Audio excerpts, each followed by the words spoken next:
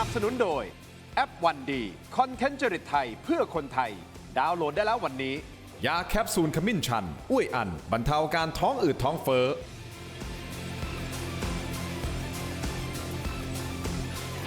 สวัสดีครับตอนรับทุกท่านเข้าสู่รายการถกไม่เถียงครับคุณผู้ชมครับประเด็นที่จะถกกันวันนี้นะฮะต้องบอกว่าชาวบ้านนะฮะแถวชายแดนเขานั่งกันไม่ติดแล้วนะครับคุณผู้ชมครับ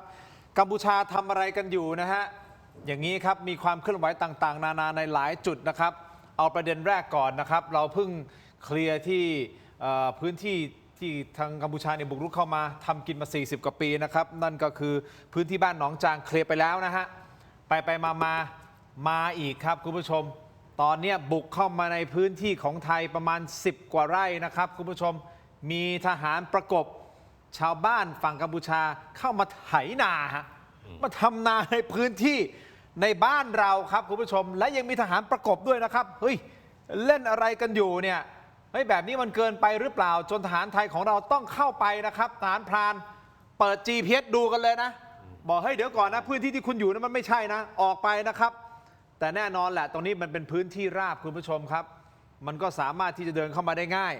ชาวบ้านก็เรียกร้องให้ตั้งรั้วหน่อยติดรั้วหน่อยนะครับเพื่อที่จะป้องกันปัญหาไปเลยนี่คือ1ประเด็นนะครับอีกประเด็นหนึ่งคุณผู้ชมครับ2สมรภูมินะก็คือปะทะกันทั้งยุทธศาสตร์ต่างๆที่งัดออกมาก็คือยุทธศาสตร์สายน้ำยั้งทัพที่ห้วยตามาเรียที่กัมพูชาเขามีการยิงปืนคอเช็คแนวตลอดเวลาเลยนะครับคุณผู้ชมใช่แล้วฮะเขาเช็คแนวยิงมาตลอดเวลาตรงนี้ก็ต้องจับตาดีๆนะครับแต่ที่สำคัญเรื่องใหญ่เขาบอกว่าเป็นการซ้อมรบครั้งใหญ่ที่สุดในประวัติศาสตร์ของกัมพูชาจับมือจูงมือกับพี่ใหญ่จีนครับคุณผู้ชมซ้อมรบเนี่ยโอ้โหทหารเป็นพันๆนายเลยนะฮะไม่ว่าจะเป็นเรือรบก็ดียานเกราะก็ดีโดรนโจมตีก็ดีนะฮะและที่สำคัญครับเขาบอกว่ามีสุนัขเป็นหุ่นยนต์สุนัขติดขีปนาวุธด้วยนะครับเอ้าตกลงนี่เป็นการส่งสัญญาณของกัมพูชาหรือเปล่าว่าเขาพร้อมรบในรอบที่3ใช่หรือไม่แต่ไม่ต้องกังวลครับผบ.เหล่าทัพของไทยไม่ได้หวั่นใดๆทั้งสิ้นนะครับจับมือกันเรียงหน้ากระดานโชว์ความเป็นปึกแผ่นนะครับและยังมีโฆษกกองทัพอากาศนะครับอุ้มเครื่องบินแต่เป็นโมเดลนะฮะเครื่องบินกริปเพนที่เขาบอกว่าจะล้ำสมัยที่สุดนะฮะส่งมอบในปี 2572 เพื่อที่จะเป็นการส่งสัญญาณบอกกัมพูชาบอกว่าเดี๋ยวก่อนนะคุณไปฝึกกริปเพนใช่ไหมของเรานี่ล้ำสมัยแล้วนะครับนี่ฮะเราจะมีกริ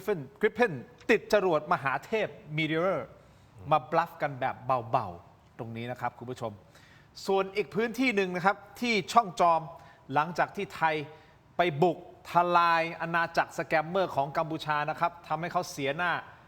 กับชาวโลกอย่างมากเลยนะครับคุณผู้ชมครับและแน่นอนกระทบกับจีนเทาทุนจีนเทาที่เป็นแหล่งสแกมเมอร์นะครับพื้นที่ตรงนี้กัมพูชาไม่ยอมฮะเขาจะต้องเข้ามายึดคืนให้ได้ทวงคืนให้ได้ป่วนกันทั้งวันทั้งคืนแล้วครับคุณผู้ชมเราจะต้องวางกันอย่างไรวางกลยุทธ์อย่างไรและการรบครั้งที่3มีโอกาสเกิดขึ้นมากน้อยแค่ไหนติดตามกันนะครับคุณผู้ชมกับท่านแรกครับอดีตรองแม่ทัพภาคที่2และอดีตผู้บัญชาการกองกำลังสุรนารีนะครับท่านพลโทกนกเนตระเวสนะครับสวัสดีครับท่านครับคุณทินส่วนซ้ายมือของผมครับอาจารย์พิเศษจากมหาวิทยาลัยธรรมศาสตร์วิชาการสื่อสารทางการเมืองนะครับอาจารย์โก้อาจารย์วรนัยวณิชกะครับสวัสดีครับอาจารย์โก้ครับขอบคุณทั้ง2ท่านที่ให้เกียรติรายการถกไม่เถียงนะครับเอาประเด็นแรกก่อนเลยนะฮะไอ้รถไถฮะรถไถ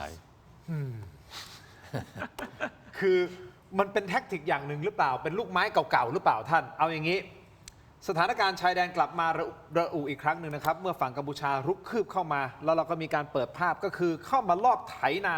บนดินแผ่นดินของไทยครับนี่ฮะเข้ามาอีกครั้งหนึ่งเกิดขึ้นที่ฝั่งอำเภอโคกสูงจังหวัดสระแก้วชาวบ้านอ่างศิลาเขาทนไม่ไหวนะฮะร้องเรียนเข้ามาบอกว่ามีกลุ่มชาวกัมพูชานำรถไถบุกเข้ามาไถนาในฝั่งของไทยแบบหน้าตาเฉยแบบเหมือนกับว่าเป็นพื้นที่ของเขานะอาจารย์โก้ท่านกนกเข้ามาเฉยเลยครับเขาไถไปไถมานะ10 กว่าไร่แล้วนะครับโดยชาวบ้านให้ข้อมูลว่าตั้งแต่วันที่ 16-17 พฤษภาคมที่ผ่านมามีทหารกัมพูชาติดอาวุธนำคนเข้ามาลุกล้ำในพื้นที่ฝั่งไทยสั่งให้คนขับรถไถของไทยหยุดทำงานและอ้างสิทธิ์บอกว่าหากคนไทยทำกินได้ฝั่งกัมพูชาก็ต้องทำได้เหมือนกันฮะงานนี้ จ้าของที่ดินและชาวบ้านในพื้นที่เดือดมาก ไม่พอใจเป็นอย่างมาก จนทหารพรานต้องเข้าไปตรวจสอบบริเวณหลักเขตที่ 48 ถึง 49 ใกล้กับแนวเส้นสีแดง คุณผู้ชมนี่ไปเจอแจ็คพอตครับ มีชาวกัมพูชากำลังขับรถไถดิน เตรียมที่จะทำเกษตรอยู่นะฮะ แถมงานนี้ไม่ได้มาเดี่ยว นี่ฐานกัมพูชามาด้วย คุมเชิงอยู่นะฮะ ประกบหลังเลยนะครับ จนทหารไทยงัดไม้เด็ดก็คือเปิดเครื่อง GPS กันเลยนะ ท่านกนกอาจารย์โก้ยืนยันพิกัดดาวเทียมกันเดียวนั้นให้เห็นเลยแบบนี้เลย ที่ดินตรงนี้มันของไทยนะ ไปฟังเสียงกันหน่อยครับ เขาจะยอมแค่เขาจะไม่ทำแต่เขาก็จะไม่ให้เรามาทำผมก็เลยบอกว่าโอเค ถ้าจะไม่ให้ผมมาทำ ดังนั้น ตัวนี้ เราก็ ดังนั้น ไม่ให้ ผมก็จะไม่ให้มาทำสีแดงทั้งหมดนั่น เหมือนกัน ซึ่งมันเยอะกว่าเราเยอะผมก็เลยบอกว่าพาเปิดชีวิตแล้วก็เดินพาเดินว่าผมไม่ได้มาโกหกผมเอาหลักฐานมาที่รัฐบาลคุณกับรัฐบาลผมนี่คุยกันขีดไว้อย่างนี้เขาต้องยอมถอย ถ้าเขาไม่ถอยอ่ะมันชัดเจนว่ามันของไทย ถ้าเขาไม่ถอยผมก็ไม่ถอย คุณผู้ชมครับ ท่านกนกมาทหารก่อนเลยนะฮะอาจารย์โก้ขออนุญาต เชิญครับ ยุทธวิธีแบบนี้คือกัมพูชาเขาใช้ชาวบ้านเป็นทัพหน้า ครับ เหมือนที่เขาเวลามีปัญหาอะไรเขาจะใช้ชาวบ้านเป็นโล่มนุษย์ อันนี้ก็เป็นวิธีการให้ทัพหน้าเข้ามายึดพื้นที่ มันเป็นวิธีเดิมๆที่ผ่านมาตลอดหรือเปล่าท่าน เขาใช้ในพื้นที่นี้มาทุกครั้งแหละครับ 48 49 เนี่ย มันจะมีเส้นอยู่ 2 เส้น ขอ ครั ง บ เราจะขีดเส้นสีน้ำเงิน ครับ นะครับ ใช่ ของเขมรเขาจะขีดเส้นสีแดง ครับ แต่ตอนเนี้ยเขาเข้ามาถึงเส้นสีแดงนะ มา ทั้ง ถึง ที่ ฝั่งเรา เขมรไง อ๋อ เขมรสีนี่ฝั่งเขมร เออ นี่สีน้ำเงิน อ่าฮะ อันนี้สีแดง แบบนี้เลย อั ใช่ไหม นี้ฝั่งเรา แบบนี้เลยใช่ไหม ใช่ใช่ใช่ใช่ อ่า นะครับทีนี้เขาข้ามเส้นสีน้ำเงินเนี่ยมาหาเส้นสีแดง ครับ ทั้งที่ว่าที่เขาตกลงกันในพื้นที่เนี่ย อืม ระหว่างสีน้ำเงินกับสีแดงเนี่ยทั้งสองฝ่ายจะต้องไม่ไปทำอะไร แต่ตอนนี้เขาข้ามเข้ามาทำในเส้นสีแดงแล้วก็จะเลยออกมา แล้วทะลุไปด้วยนะฮะไปถึงเส้นสีเหลืองด้วยซ้ำนะ ใช่ ครับ ใช่ใช่ ซึ่งถ้ามันทะลุเส้นสีเหลืองนั่นเท่ากับว่าก็ทะลุเข้ามาดินแดนไทยเลย ถูกต้องฮะถูกต้อง จริง ๆเขาไม่ควรที่จะเข้ามาในที่เราถมเป็นสีแดงๆ เขาจะต้อง ทั้งหมดเนี่ย เขาจะต้องไม่ข้ามเส้นสีน้ำเงินมานะครับ และฝ่ายไทยก็จะไม่ข้ามเส้นสีแดงเข้าไป เพราะมันเป็นการอ้างสิทธิ์ของทั้งสองฝ่ายที่ ใช่ ยังไม่ได้เคลียร์ ใช่ อ้างสิทธิ์กันแต่ละฝั่ง ซึ่งมีสิทธิ์ในการอ้าง ครับ เพราะฉะนั้นพื้นที่ตรงเนี้ยที่เราถมแดงๆอ่อนๆตรงนี้นะ ฮะ ตรงนี้ห้ามเข้ามาเลย ใช่ แต่เขาทะลุมาเลยนะท่าน เนี่ยแหละวิธีการเขาถ้าไม่มีใครเฝ้าเขาก็จะขยับ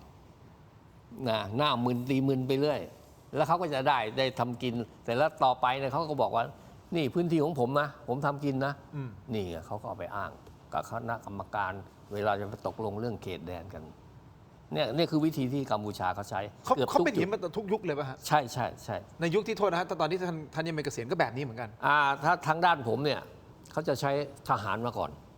อ๋อไม่ใช่ชาวบ้านเป็นทหาร ใช่ เข้า ใช่ มาก่อน เอาทหารเข้ามาก่อน อ่าฮะ ทหารเข้ามายึดนะครับมาอยู่ เสร็จแล้วก็ถึงเอาครอบครัวตามขึ้นมาแล้วก็ แต่แบบนี้คือเขาใช้ชาวบ้านมาไถนา อันนี้ชาวบ้านนำเพราะว่าตรงนี้มันเป็นพื้นที่ทำนาพื้นที่เกษตรกรรมเกษตรกรรมนะครับมีทำนาก็มีบางแห่งก็จะทำไร่อ้อยไร่มันสำปะหลังนะครับเนี่ยเขาก็จะเข้ามาทำอย่างนี้ ซึ่งชาวบ้านเขาบอกงี้ รัฐบาลช่วยสร้างกำแพงให้หน่อยสร้างรั้วหรือแนวป้องกันให้มันชัดเจนสักทีเถอะ วิธีการแก้ไขปัญหานี้มันจะแก้ไงครับท่านในมุมของท่านกนก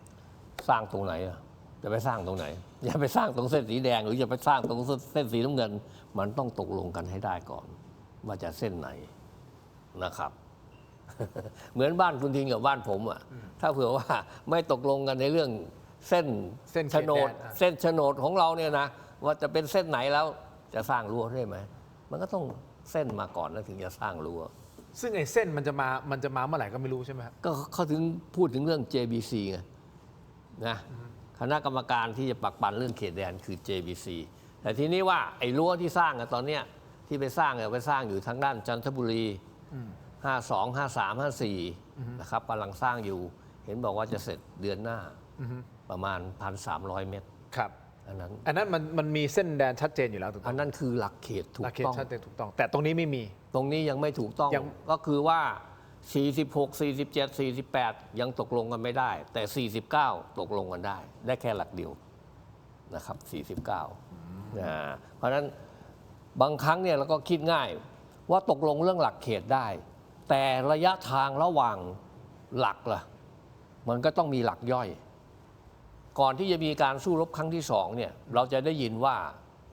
ทั้งสองฝ่ายไทยและกัมพูชาเนี่ยไปหาหลักย่อยจาก 52 ไป 53 ครับ นะกำลังหาอยู่ แล้วมันยังไม่จบ มั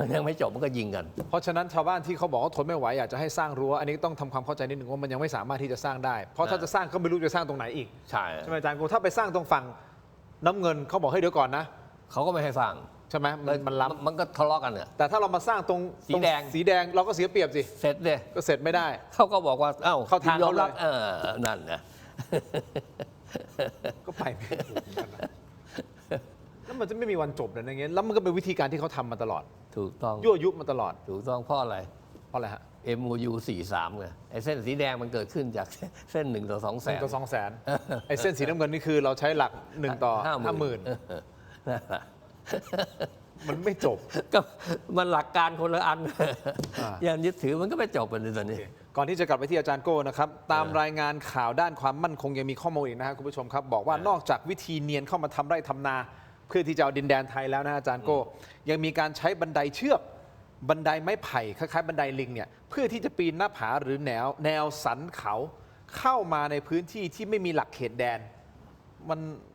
มันเป็นอย่างนี้เหรอในยุคท่านเคยเจอไหม ไอ้ที่ไม่มีหลักเขตเนี่ยหลักเขตมันมีจากช่องสงำนะครับไปถึงชนชายทะเลที่ตราด ครับ แต่ไอ้ที่ไม่มีหลักเขตเนี่ยมันก็จากช่องสงำนะไปจนถึงช่องบกทางด้านทิศตะวันออก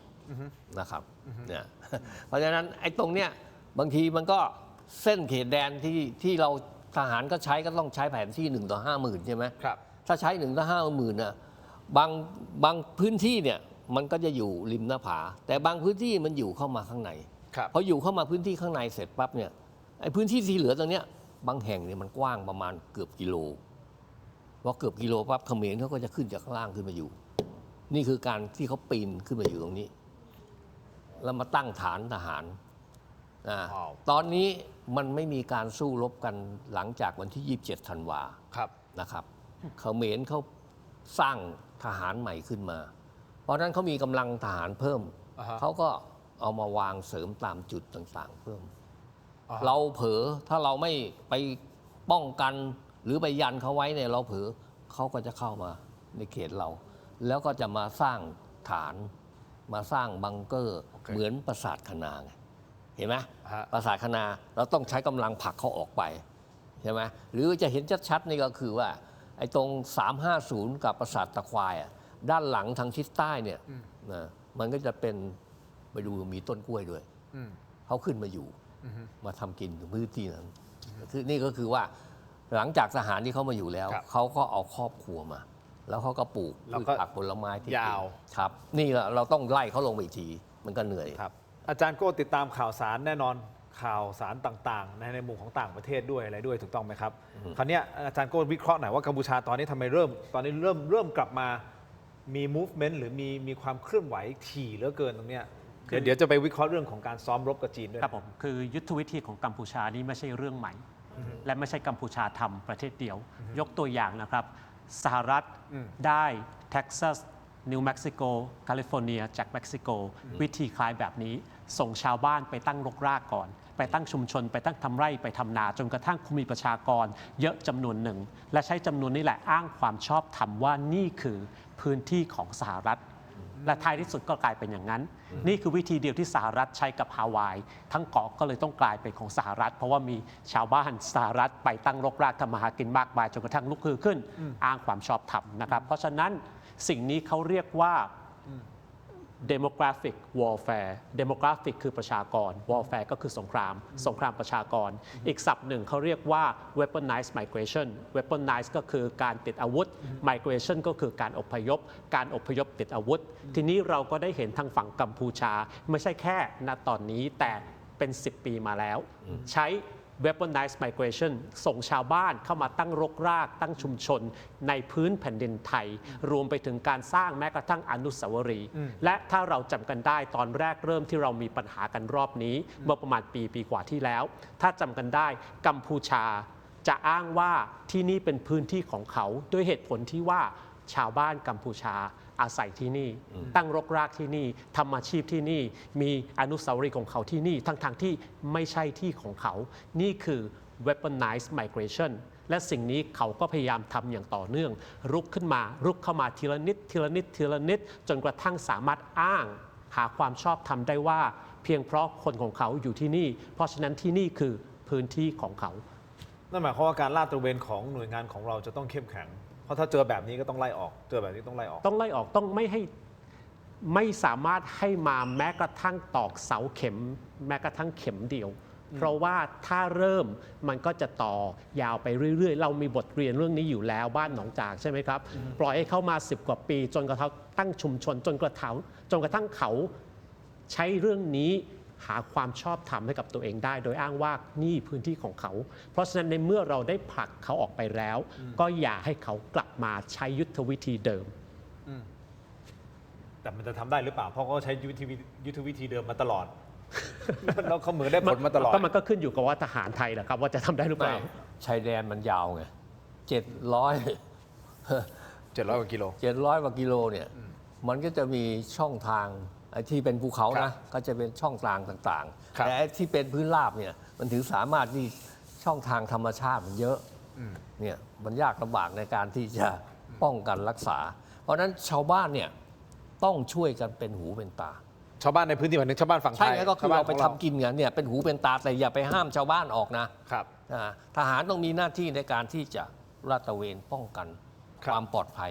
แต่ชาวบ้านเนี่ยต้องไปทำมาหากินได้ในพื้นที่แต่ถ้าเบื่ออันตรายก็คือว่าพื้นที่ที่มีทุ่นระเบิดก็อย่าเข้าไปใกล้นะโอเคอันนี้คือวิธีการที่เขาใช้ชาวบ้านเข้ามาคล้ายๆเป็นทัพหน้าในการที่จะรุกคืบเข้ามาหาเรานะครับคุณผู้ชมครับแต่ในเวลาเดียวกันฝั่งทางด้านของทหารของกัมพูชาเองก็จูงมือพี่ใหญ่จีนนะครับในการซ้อมรบครั้งใหญ่ที่สุดในประวัติศาสตร์ภายใต้รหัส Golden Dragon มีทั้งเรือรบยานเกราะโดรมโจมตีต่างๆและที่สำคัญคุณผู้ชมครับมีหุ่นยนต์สุนัขติดขีปนาวุธมาโชว์แบบเต็มอัตราครับอันนี้เป็นการส่งสัญญาณให้ไทยใช่หรือไม่ว่าผมพร้อมนะผมมีสิ่งของเหล่านี้มีของเล่นเหล่านี้พร้อมที่จะลุยนะไทยว่าอย่างไรแน่นอนไทยไม่กลัวครับผบ.เหล่าทัพจับมือกันโชว์ความเป็นปึกแผ่นแล้วเดี๋ยวช่วงหน้าเราจะกลับมาวิเคราะห์ประเด็นนี้กันต่อนะครับสุดท้ายสุดการรบรอบที่3ทั้งสองท่านมองว่ามันมีโอกาสเกิดขึ้นหรือไม่พักสักครู่ครับช่วงหน้ากลับติดตามครับ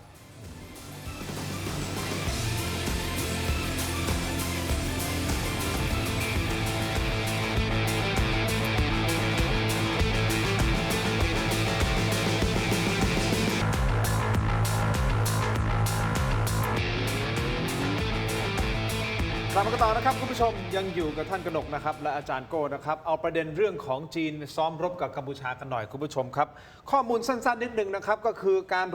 ซ้อมรบครั้งนี้นะครับชื่อว่า Golden Dragon นะครับเป็นการซ้อมรบร่วมระหว่างกองทัพจีนและกองทัพกัมพูชาซึ่งจัดขึ้นครั้งแรกเนี่ย Golden Dragon ตั้งแต่ปี 2016 ครั้งแรกนะครับแต่สำหรับการซ้อมรบครั้งนี้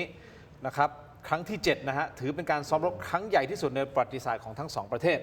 ใช้เวลาซ้อมรบนานถึง2 สัปดาห์เต็มๆนะอาจารย์โก้แบ่งเป็น2แบบครับแบบแรกก็คือภาคพื้นดินและอากาศนะครับจัดขึ้นที่ศูนย์ฝึกในจังหวัดกัมปงชนังแล้วแบบที่2ครับทางภาคทะเลและอากาศจัดขึ้นในน่านน้ำและน่านฟ้ารอบจังหวัดพระศรีอนุใช้ทหารร่วมกว่า 2,100 นายโดยเป็นทหารจีนระดับพระการถึง845 นายนะครับยุทโธปกรณ์หนักจีนส่งเรือรบ3 ลำเฮลิคอปเตอร์รุ่นใหม่2 ลำและยังมียานเกราะล้ำสมัยด้วยนะครับไฮไลท์สำคัญเปิดหน่อยทีมงานมาดูเจ้าสุนัขหน่อยนี่คือไฮไลท์สำคัญหุ่นยนต์สุนัขครับตัวนี้เป็นหุ่นยนต์สุนัขติดอาวุธโดยมีทั้งรุ่นที่ใช้ล่าตระเวนสอดแนมและรุ่นสำหรับพื้นที่การสู้รบในเมืองซึ่งสามารถติดปืนไรเฟิลและขีปนาวุธที่ใช้โจมตีเป้าหมายในอากาศได้นะครับนอกจากนี้นะจีนเตรียมส่งมอบเรือรบคอร์เวตนะซึ่งเป็นการต่อใหม่อ่ะจริงๆเขาทั้งหมด2 ลำหนึ่งไปแล้วใช่ไหมฮะอีกลำหนึ่งกำลังจะไปนะครับเขาบอกว่าจะช่วยอุดช่องโหว่และขีดความสามารถขยายขีดความสามารถทางทะเลของกัมพูชาได้อย่างมากเลยทีเดียวอาจารย์โก้การซ้อมรบครั้งนี้มันส่งสัญญาณอะไรมาให้เราหรือเปล่าโชว์ใหญ่นะเขามี Golden Dragon เราก็มี Cobra Gold เขามีมังกรทองเราก็มีงูเห่าทองคำ ใช่เขาว่าโกนี่คือที่เราฝึกกัน ที่เราซ้อมรบกับสหรัฐ สหรัฐ แต่ประเด็นก็คือทุกสิ่งทุกอย่างมันคือการสื่อสารทางการเมือง ยกตัวอย่างใช่ไหมครับโดนัลด์ทรัมป์ไปเจอสีจิ้นผิงโดนัลด์ทรัมป์กลับไปใครมาเจอสีจิ้นผิงวลาดิเมียร์ปูตินการสื่อสารทางการเมืองเหมือนกันเช่นกันนะครับจนแม้กระทั่งคลิปสุนัขติดขีปนาวุธส่งคลิปออกมานี่ก็คือการสื่อสารทางการเมืองทางเราอุ้มเครื่องบินกริปเปิลที่เป็นโมเดลนี่ก็คือการสื่อสารทางการเมือง สื่อสารง่ายๆ you know me little go มึงรู้จักกูน้อยไป มึงมีหมากูมีกริปเปิล อะไรอย่างนี้ ใช่ไหมครับอะไรอย่างนี้คือก็สื่อสารกันไป เรียกง่ายๆว่าข่มกันไปข่มกันมาข่มกันไปข่มกันมาเมื่อกี้ถึงเรื่องเรือคอร์เวตใช่ไหมครับอยากจะแตะนิดนึงคือเรือคอร์เวตเนี่ยเท่าที่เข้าใจก็คือว่าจีนยกให้2 ลำนะครับพร้อมกับอาวุธอื่นๆ มูลค่าหลาย10 ล้าน US ดอลลาร์แลกกับการที่จีนนั้นสามารถใช้ฐานทัพเรือเรียมของกัมพูชา ทีนี้เรือรบคอร์เวต2 ลำเนี่ยที่จีนให้ทันสมัยมากล่าสุดมากแต่เป็นเรือรบขนาดเล็ก specialize ในการป้องกันฝั่งป้องกันชายฝั่งแล้วก็มีศักยภาพในการที่จะยิงตอร์ปิโดใส่เรือดำน้ำด้วยนะครับแต่ทางฝั่งไทยของเราเนี่ยเราก็มีคอร์เวต7 ลำเรามีฟริเกต7 ลำนะครับเราไม่ได้มีเรือดำน้ำเพราะเรือดำน้ำไม่มีเครื่องยนต์แต่ถ้าสมมติว่าเรื่องนั้นสอบเราก็มีเรือดำน้ำแต่ทีนี้เขาเพิ่มศักยภาพทางทะเลเขาเยอะ แต่ว่ายังห่างไกลกับราชนาวีไทยเยอะมากถ้านับจำนวนเรือรบทั้งเล็กและใหญ่เราต้องกังวลไหมเราไม่ต้องกังวลกับคำขู่สิ่งที่เราต้องกังวลพื้นที่ท้องทะเลเราไม่ต้องกังวลอะไรมากมายนะครับคือฐานทัพเรือเรียมเนี่ยต้องยอมรับว่าทันสมัยมากเพราะว่าจีนเป็นคนสร้างระบบเรดาร์นี่เขาครอบคลุมหมด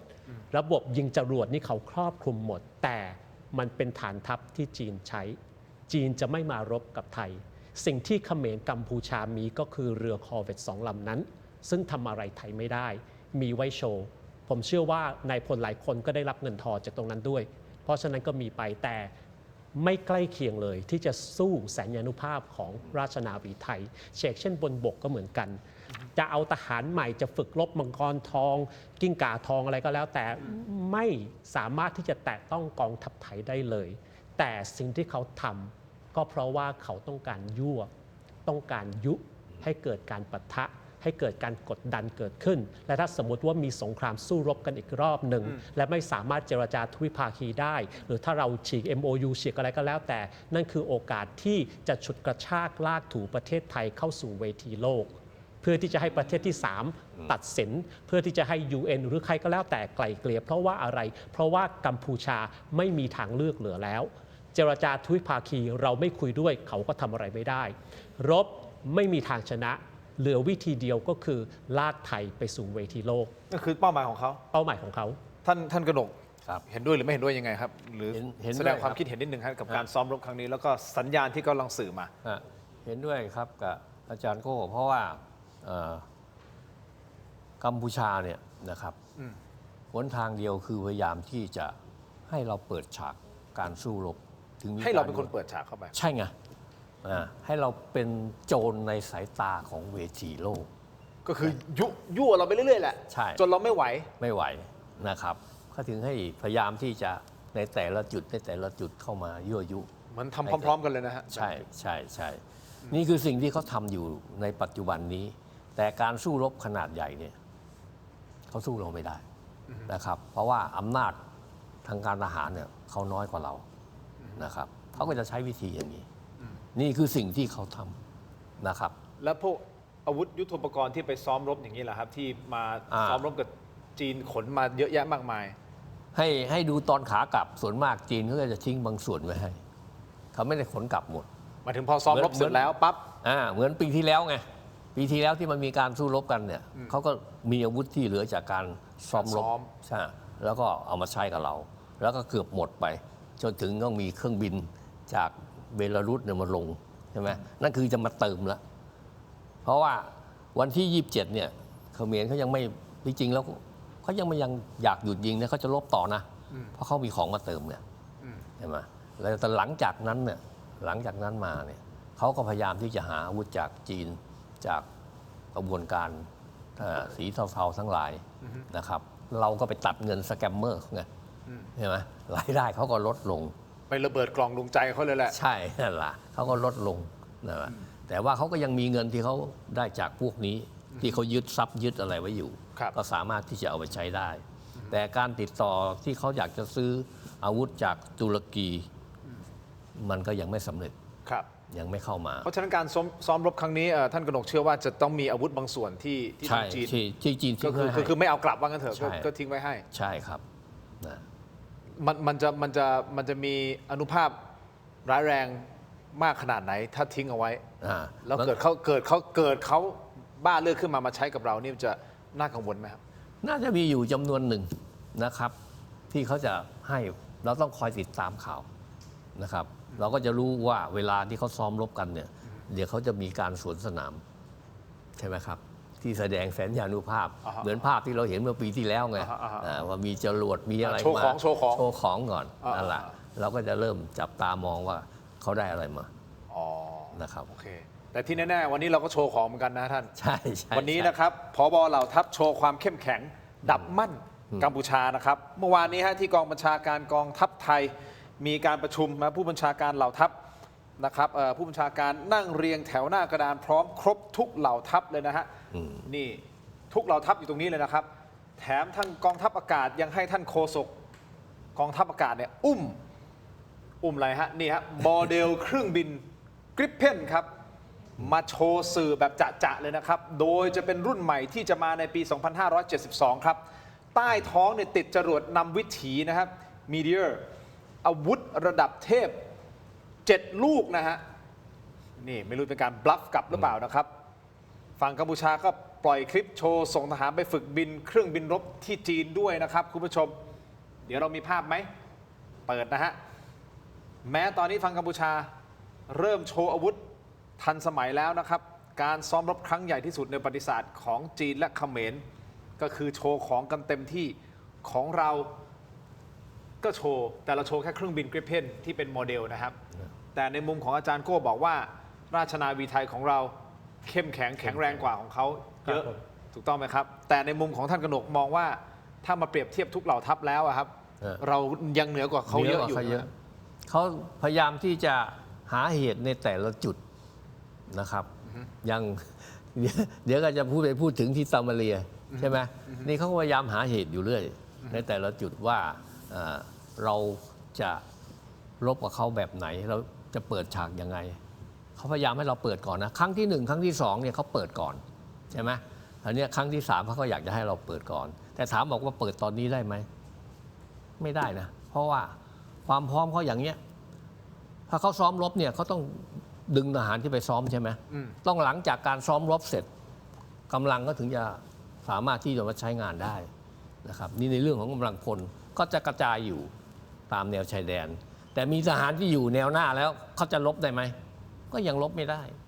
ต้องอาวุธยิงมันก็ต้องมีการมาเติม อาวุธยิงอะเข้ามาอาวุธยิงเข้ามาเสร็จปั๊บเนี่ยอาวุธยิงเนี่ยมันจะเคลื่อนย้ายเคลื่อนย้ายด้วยอะไรด้วยน้ำมัน มันต้องมีน้ำมันใส่ อันนี้น้ำมันก็ไปสู่นู่นตะวันออกกลาง ที่มีปัญหากันอยู่ ใช่ใช่ แล้วไม่รู้จะไปยังไงต่อด้วยนะ ใช่แต่แล้ว น้ำมันตรงนั้น จุดชนวนปั๊บเนี่ยถามว่า ณปัจจุบันเนี่ยนานาชาติก็สนใจไหม ครั ถ้า บ เบื่อไทยจะลบกับกัมพูชา เอาจริงๆเลยสนใจไหมฮะ เขาก็ไปดูนู่นก่อนดิตะวันออกกลางก่อนดิ ซึ่งมันใหญ่กว่า มันใหญ่กว่าแล้วก็เทือนเรื่องเศรษฐกิจของทุกประเทศด้วย โอเค งั้นเกิดคำถามต่อมาคือว่าในมุมของท่านกนกเอง มุมของอาจารย์โก้เองนะครับ คิดว่าการรบครั้งที่ 3 เนี่ย ถ้าไปในวันข้างหน้าเนี่ยมีโอกาสเกิดขึ้นไหมนะครับ แล้วถ้าในช่วงนี้มีโอกาสเกิดขึ้นมากน้อยแค่ไหนนะครับ แล้วถ้าเกิดขึ้นจริงสิ่งที่มันจะตามมาคืออะไร ต้องจับตานะครับ ส่วนอีกประเด็นหนึ่งคุณผู้ชมครับเขาบอกแค้นฝังหุ่นจากฝั่งกัมพูชาก็คือที่โอเสเม็ดซึ่งโอเสเม็ดเนี่ยเป็นจุดที่เป็นรังสแกมเมอร์ของเขานะครับ แล้วเราก็ไปบุกพังอาณาจักรของเขาอาณาจักรจีนเทาซึ่งชั่วโมงนี้กัมพูชาส่งหน่วยพิเศษ ยิงปืนป่วนทั้งวันทั้งคืน เพื่อที่จะทวงคืนพื้นที่ให้ได้เลยนะครับ เอาละเดี๋ยวเราพักกันสักครู่ช่วงหน้ากลับมาวิเคราะห์ประเด็นนี้กันต่อสักครู่เดียวครับ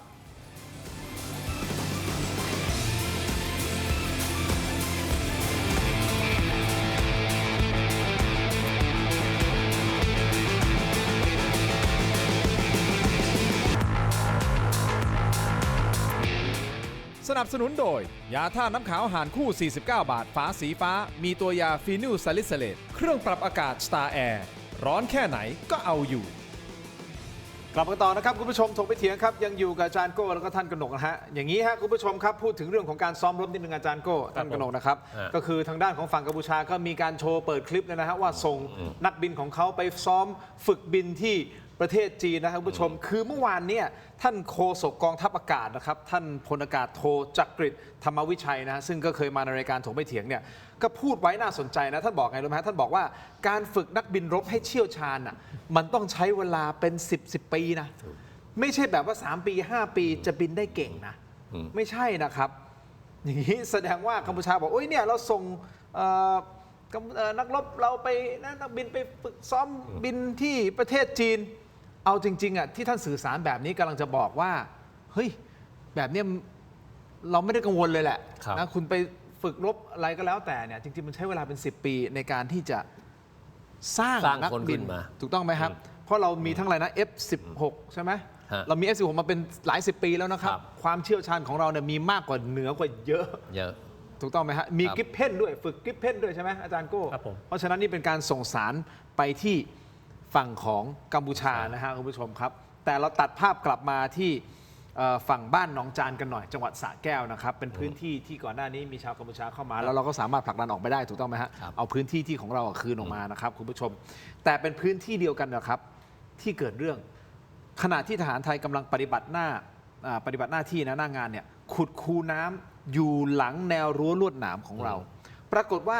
คุณผู้ชมครับมีกลุ่มคนจากฝั่งกัมพูชาเดินประชิดเข้ามาที่แนวรั้วแบบนี้ขนาดอยู่ในดินแดนของเรานะในเขตแดนของเราอาจารย์โก้มาเพื่อก่อกวนและหาเรื่องและที่น่าสังเกตคือกลุ่มคนดังกล่าวมีพระสงฆ์เป็นแกนนำในการตะโกนขับไล่ทหารไทยฮะและมีทหารกัมพูชาที่ใส่ชุดนอกเครื่องแบบก็คือกางเกงขาสั้นนะคุณผู้ชมครับสะพายอาวุธปืนเดินปะปนมาด้วยเมื่อถูกสั่งให้หยุดทำงานทหารไทยได้อธิบายกลับไปอย่างสุภาพบอกว่าพื้นที่ตรงนี้คือแผ่นดินไทยการขุดร่องน้ำก็เพื่อบริหารจัดการพื้นที่โดยไทยไม่ยอมเสียหน้าดินฝั่งตัวเองเพื่อให้ทางน้ำกลับไปไหลไปตามเดิมเท่ากับว่าฟังเหตุการณ์ก่อนนะฮะ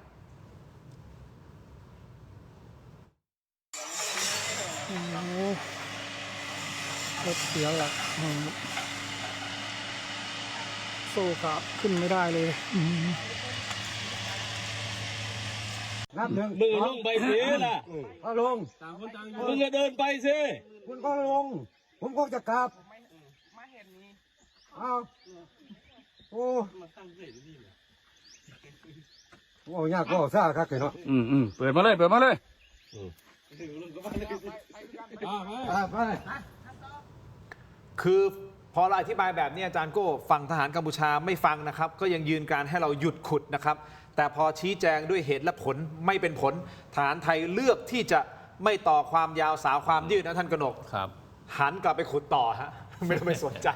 ขุดต่อครับไม่สนใจคำสั่งของฝั่งกัมพูชาใดทั้งสิ้นทำให้สุดท้ายฝั่งกัมพูชาต้องยอมถอยออกไปเองโดยไม่มีการปะทะด้วยอาวุธนะครับนี่ฮะมันเป็นเหตุการณ์ที่เกิดขึ้นการขุดคลองตรงนี้มันมีความสำคัญกับเราอย่างไรครับเขมรเขามาขุดก่อนเขามาเปลี่ยนทางน้ำไหลพอเปลี่ยนทางน้ำไหลเนี่ยไอ้แถวเนี้ยมันใช้ทางน้ำไหลเนี่ยกำหนดเป็นเส้นเขตแดนเพราะว่าจากหลัก 28 ในพื้นที่ของทัพหนึ่งนะครับหลัก 28 ลงไปเนี่ยมันจะเป็นพื้นราบนะครับบางส่วนนะก็จะเป็นคลองนะใช้แบ่งกันแบ่งด้วยพื้นราบแบ่งด้วยคลองนะครับเพราะฉะนั้นตรงนี้เนี่ยเขามาขุดก่อนพอเขามาขุดเราถึงชาวบ้านเขาร้องผมได้ยินข่าวเมื่อสัปดาห์ที่แล้วนะครับอันนี้เขาเลยทหารไทยเราก็เลยไปขุดเพื่อว่าจะให้ร่องน้ำกลับไปเหมือนเดิมตามที่เคยมีอยู่เพราะเขาเป็นคนเปลี่ยนก่อนนะครับเพราะฉะนั้นต้องกลับมาให้เป็นเหมือนเดิมครับอาจารย์โก้แต่การที่เอาพระมานำพระมาเดินขบวนเป็นแกนนำในการตะโกนอาจารย์โก้มองเทคนิคของเขามันก็เดิมเหมือนเดิมนะมันเหมือนเดิมครับแต่สิ่งเราต้องมองที่จุดประสงค์ของเขาด้วยว่าเขาต้องการอะไรที่ทำแบบนี้มันไม่ใช่เป็นเพียงแค่การยั่วยุมันไม่ใช่เป็นเพียงแค่การเกเรมันมีจุดประสงค์ก็กลับไปที่ท่านกนกพูดถึงก็คือว่าเราไม่อยากให้การปะทะสงครามกันเกิดขึ้นอีก นี่คือสิ่งที่เราไม่อยากแต่จุดประสงค์และยุทธวิธีของทางฝั่งกัมพูชาก็คือยั่วยุให้เกิดการปะทะขึ้นอีกโดยใช้วิธีเล็กๆน้อยๆนี่แหละเติมไปเรื่อยๆจนกระทั่งมีการบันดาลโทสะอาจจะมีการชกกันที่ชายแดนอย่างที่เคยเกิดขึ้นมาก่อนและให้เรื่องมันบานปลายเพราะอีกนั่นแหละจุดประสงค์ท้ายสุดแล้วเขาต้องการรบแต่เขารู้ว่าเขาไม่ชนะจุดประสงค์ของเขาไม่ใช่เพื่อรบชนะจุดประสงค์ของเขาก็คือให้สถานการณ์มันบานปลายและอีกนั่นแหละลากไปเวทีโลกหนทางเดียวของเขาช่องทางเดียวของเขาเพราะฉะนั้นเราต้องย้ำตรงนี้ว่ามันเป็นเทคนิคของ มันเป็นเทคนิค ของกัมพูชา มันเป็น ทั้งหมด ครับ เพื่อที่จะอย่างที่อาจารย์โก้มองคือภาพรวมเลยคือสุดท้ายทำยังไงก็ได้ ลากเราไปศาลโลกให้ได้ แม้กระทั่งส่งพระมาก็ส่งพระมาสื่อสารว่าเอาสิมาสิชกสิยิงสิอยากอยู่แล้วรออยู่แล้ว จะได้ไปฟ้อง และบานปลายจะได้ไปฟ้องได้หาความชอบธรรมได้ เขาหมดหนทางแล้ว ไม่มีหนทางอื่นครับก็อย่างที่ว่ารบก็แพ้เจรจาทุยภาคีก็ไปไหนไม่ได้ มันมีหนทางเดียวไปเวทีโลก แต่ที่นี่เวทีโลกจะสนไม่สนนั่นอีกประเด็นหนึ่งแต่นั่นคือหนทางเดียวของเขา ส่วนอีกที่หนึ่งนะฮะคุณผู้ชมก็คือที่ช่องจอมตรงเนี้ยเขาบอกกัมพูชาแค้นฝังหุ่นเรามาก ใช่ ๆ เพราะมันเป็นรังสแกมเมอร์เป็นสถานปฏิบัติการสแกมเมอร์ ฮะ ของเขาเป็นหัวใจหลักของเขาเลย ครับ เราไปทำลายเขาตรงนี้แหละครับ พี่เล็กวาสนานานุ่วมนักข่าวสายทหารออกมาเปิดเผยบอกว่าตำรวจระบุนะฮะว่าที่นี่ไม่ใช่เป็นการแค่หลอกลวงหรือค้ามนุษย์ แต่มีถึงขั้นบังคับ ตัดตับตัดไตเอาไปขายมีอุปกรณ์การแพทย์ครบครันที่นี่ เดี๋ยวเราไปต่อกันในออนไลน์นะครับคุณผู้ชมนะเทโรดิจิทัลใน YouTube นะครับ Facebook ถกไม่เถียงนะครับ ทางทีวีเราต้องลากันไปก่อนนะครับ ติดตามมานะครับ ขอบคุณท่านผู้ชมครับ สวัสดีครับ ขอบคุณท่านผู้ชมครับทั้งหมดนี้ถกไม่เถียงลากันครับ สวัสดีครับ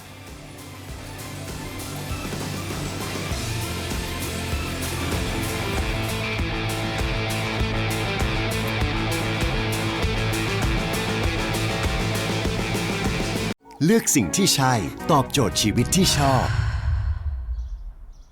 Star Air Air Solar Hybrid ใช้พลังงานจากโซลาร์เซลล์และระบบอินเวอร์เตอร์ช่วยเซฟค่าไฟได้สูงสุดถึง 60% ให้ชีวิตง่ายและประหยัดมากยิ่งขึ้น ถกไม่เถียงในช่วงของออนไลน์คุณผู้ชมครับ ยังอยู่กับท่านพลโทกนกนะครับแล้วก็อาจารย์โก้วรนัยนะครับพูดคุยกันต่อฮะคุณผู้ชมเรื่องของกัมพูชานะฮะเราพอจะจับทางได้แล้วแหละว่าสิ่งที่เขาทำคืออะไร แล้วก็คงไม่หนีจากประเด็นเรื่องของพยายามที่จะยั่วยุเรา ใช่ ให้เราหลงกลมันและนำไปสู่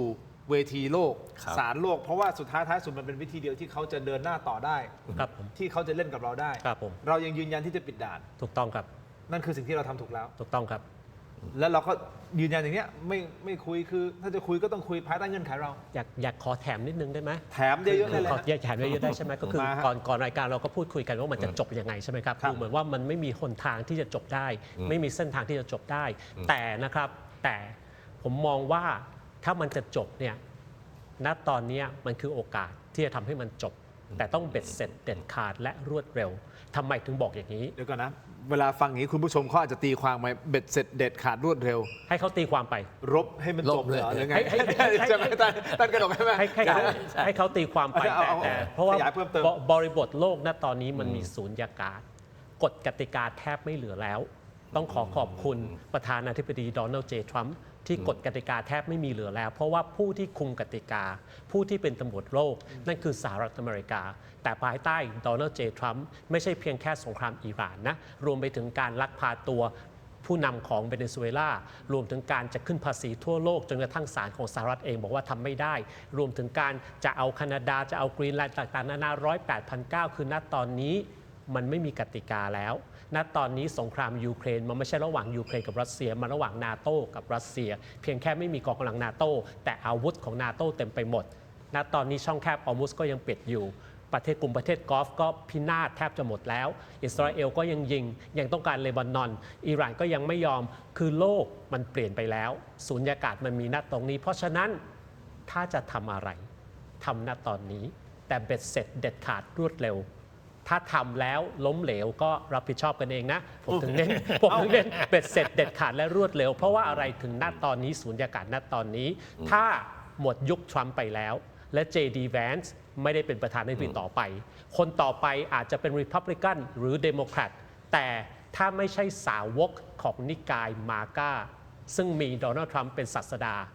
โลกมันก็จะกลับคืนสู่ กฎกติกาปกติ ซึ่งไม่ได้บอกว่าดีสุด ไม่ได้บอกว่าเป็นธรรมแต่มันก็จะมีกฎกติกาของมัน แต่ณตอนนี้คือศูนย์ยากาศเพราะฉะนั้นคุณจะเห็นหลากหลายประเทศรวมถึงกัมพูชาเองด้วย ถึงได้ทำหลาย ๆ อย่าง เพราะณตอนนี้กฎกติกาแทบไม่มี เห็นด้วยไหมครับประเด็นนี้ศูนยากาศความหมายคือผมกำลังจะสื่อให้ผมสรุปง่ายๆก็คือว่าตั้งแต่ประธานาธิบดีโดนัลด์ทรัมป์ขึ้นมามีอำนาจในรอบที่2ครับ ในครั้งที่2เนี่ยเขาทำอะไรโดยที่เขาก็ไม่ได้สนใจกติกาทั้งสิ้นเลย ถูกต้อง นั่นหมายความว่าขนาดคนที่ถูกขนานนามว่าเป็นตำรวจโลกที่ต้องรักษากฎกติกา แต่ตัวเองก็ไม่ได้สนใจกฎกติกา ครับ นั่นหมายความว่าเฮ้ยมันเป็นช่วงเวลาที่งั้นทุกคนก็ไม่ต้องสนใจกติกา ถ้าจะทำอะไรนี่คือสุญญากาศ ไม่ได้บอกว่าต้องทำนะ ไม่ได้บอกต้องทำแต่กำลังจะบอกว่ามันก็สามารถที่จะทำอะไรได้แหละ ขนาดตำรวจโลกมันยังทำเลยอ่ะยังสวนกติกาเลย เอาลักษณะภูมิประเทศ ฮะ มาประกอบกับที่อาจารย์พูด ฮะ ว่า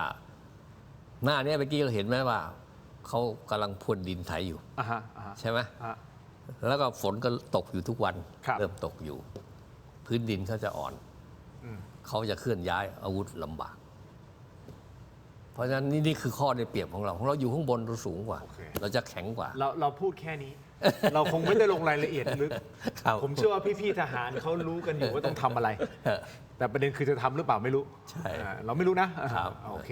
แต่กำลังจะบอกว่าช่วงนี้เป็นช่วงที่จะมีโอกาสในการที่จะปกป้องอธิปไตยของเราแบบแข็งขัน ครับไอ้ตรงไหนที่มันคาราคาซังอยู่ก็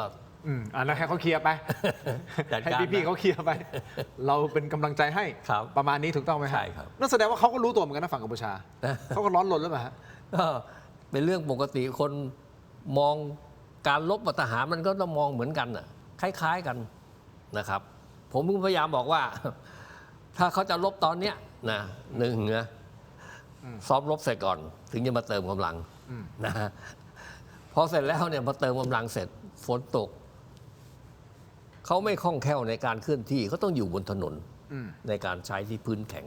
ครับ นะเพราะฉะนั้นยานลบเขาลำบาก นี่ก็คือจุดอ่อนของเขานะครับ ถ้าวิเคราะห์แบบนี้เท่ากับว่าท่านกนกกำลังจะบอกว่ารอบที่ 3 อาจจะไม่ได้เกิดขึ้นในเร็วๆนี้ใช่ไหม ถ้าเขาเป็นคนเปิดก่อนเขาจะไม่เปิด เพราะเขาเปิดแล้วเขาเสียเปรียบไงใช่ไหมตอนนี้ยังไม่เปิด แต่เขาจะเปิดก่อนนะ แต่เขายั่วมาตลอดเลยนะ อ่า เขายั่วเรามาอย่างนี้ตลอดเลยนะ เขายั่วยุเพื่อให้มันยิงลบเฉพาะบริเวณ ไม่ได้ลบขนาดใหญ่แบบครั้งที่ 1 ครั้งที่ 2เข้าใจไหม อ๋อเฉพาะพื้นที่เป็นจุด เป็นจุดไปพื้นที่ใดพื้นที่หนึ่งเป็นจุดไป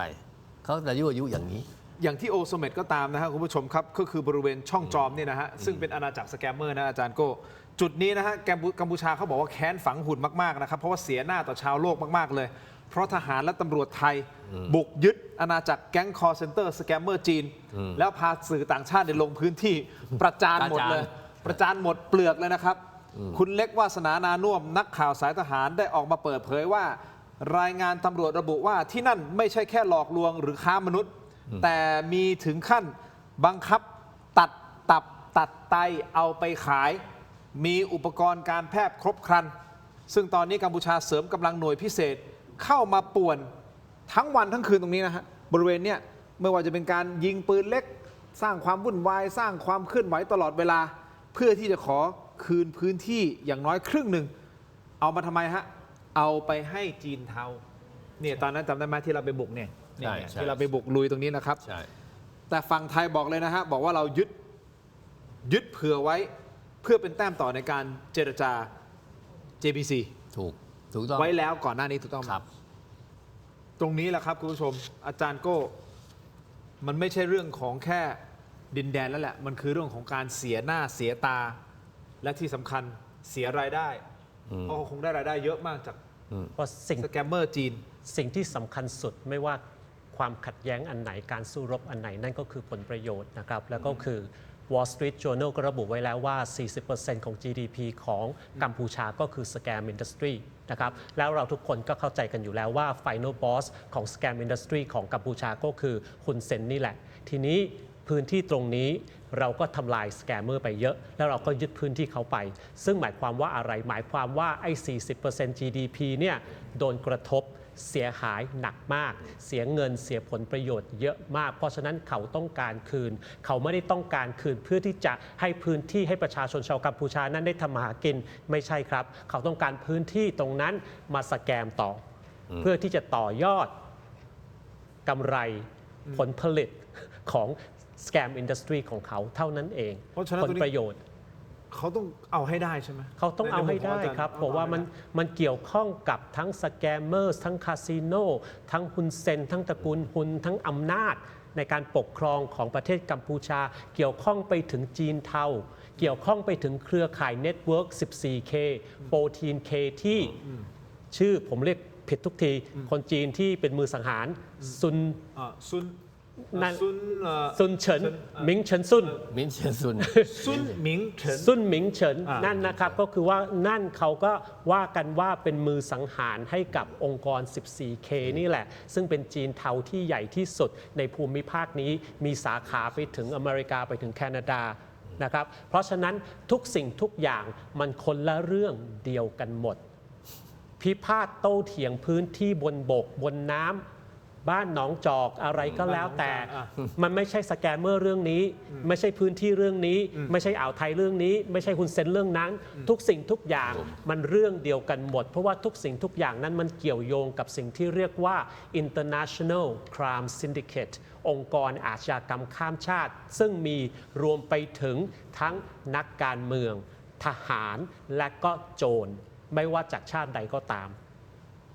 ท่านกนกครับ ครับ เท่ากับว่าพื้นที่นี้เขาต้องยึดกลับคืนมาให้ได้ เขาก็เลยยิงปืน ยิงป่วนทั้งวันทั้งคืน เอาแบบตรงๆเลยฮะการยิงป่วนแบบนี้ครับมันทำให้ขวัญและกำลังใจของฝั่งเรา มันก็ เครียด เครียดเหมือนกัน เครีย นะ ด ฮะ เครียดมันก็เครียดอยู่ ทีนี้ต้องดูว่าณปัจจุบันเนี่ยนะครับ จากไอ้ประตูด่านของช่องจอมเนี่ยเราออกไปถึงประมาณ 300 เมตร ที่ไปคุมไอ้คาสิโนสแกมเมอร์อะไรทั้งหลายเนี่ยแล้วก็ไปวางลวดหนามแล้วก็ไปขุดคูนะครับถ้าเขาจะเอาคืนเนี่ยมันก็ไม่ใช่งานที่ง่ายนะมันไม่ใช่งานที่ง่าย เพราะว่ากำลังที่เขาตอนเนี้ยถ้าเขาจะต่อรองก็คือทางด้านทิศตะวันออกก็จะมีช่องโชคช่องโชคอยู่ตรงยองอย มันก็เผชิญหน้ากันอยู่ แล้วก็มาช่องปริงนี้เขาพยายามขยับ แต่เขาขยับด้วยการทำเกษตรเหมือนกันทำไร่ทำสวนทำอะไรนะครับ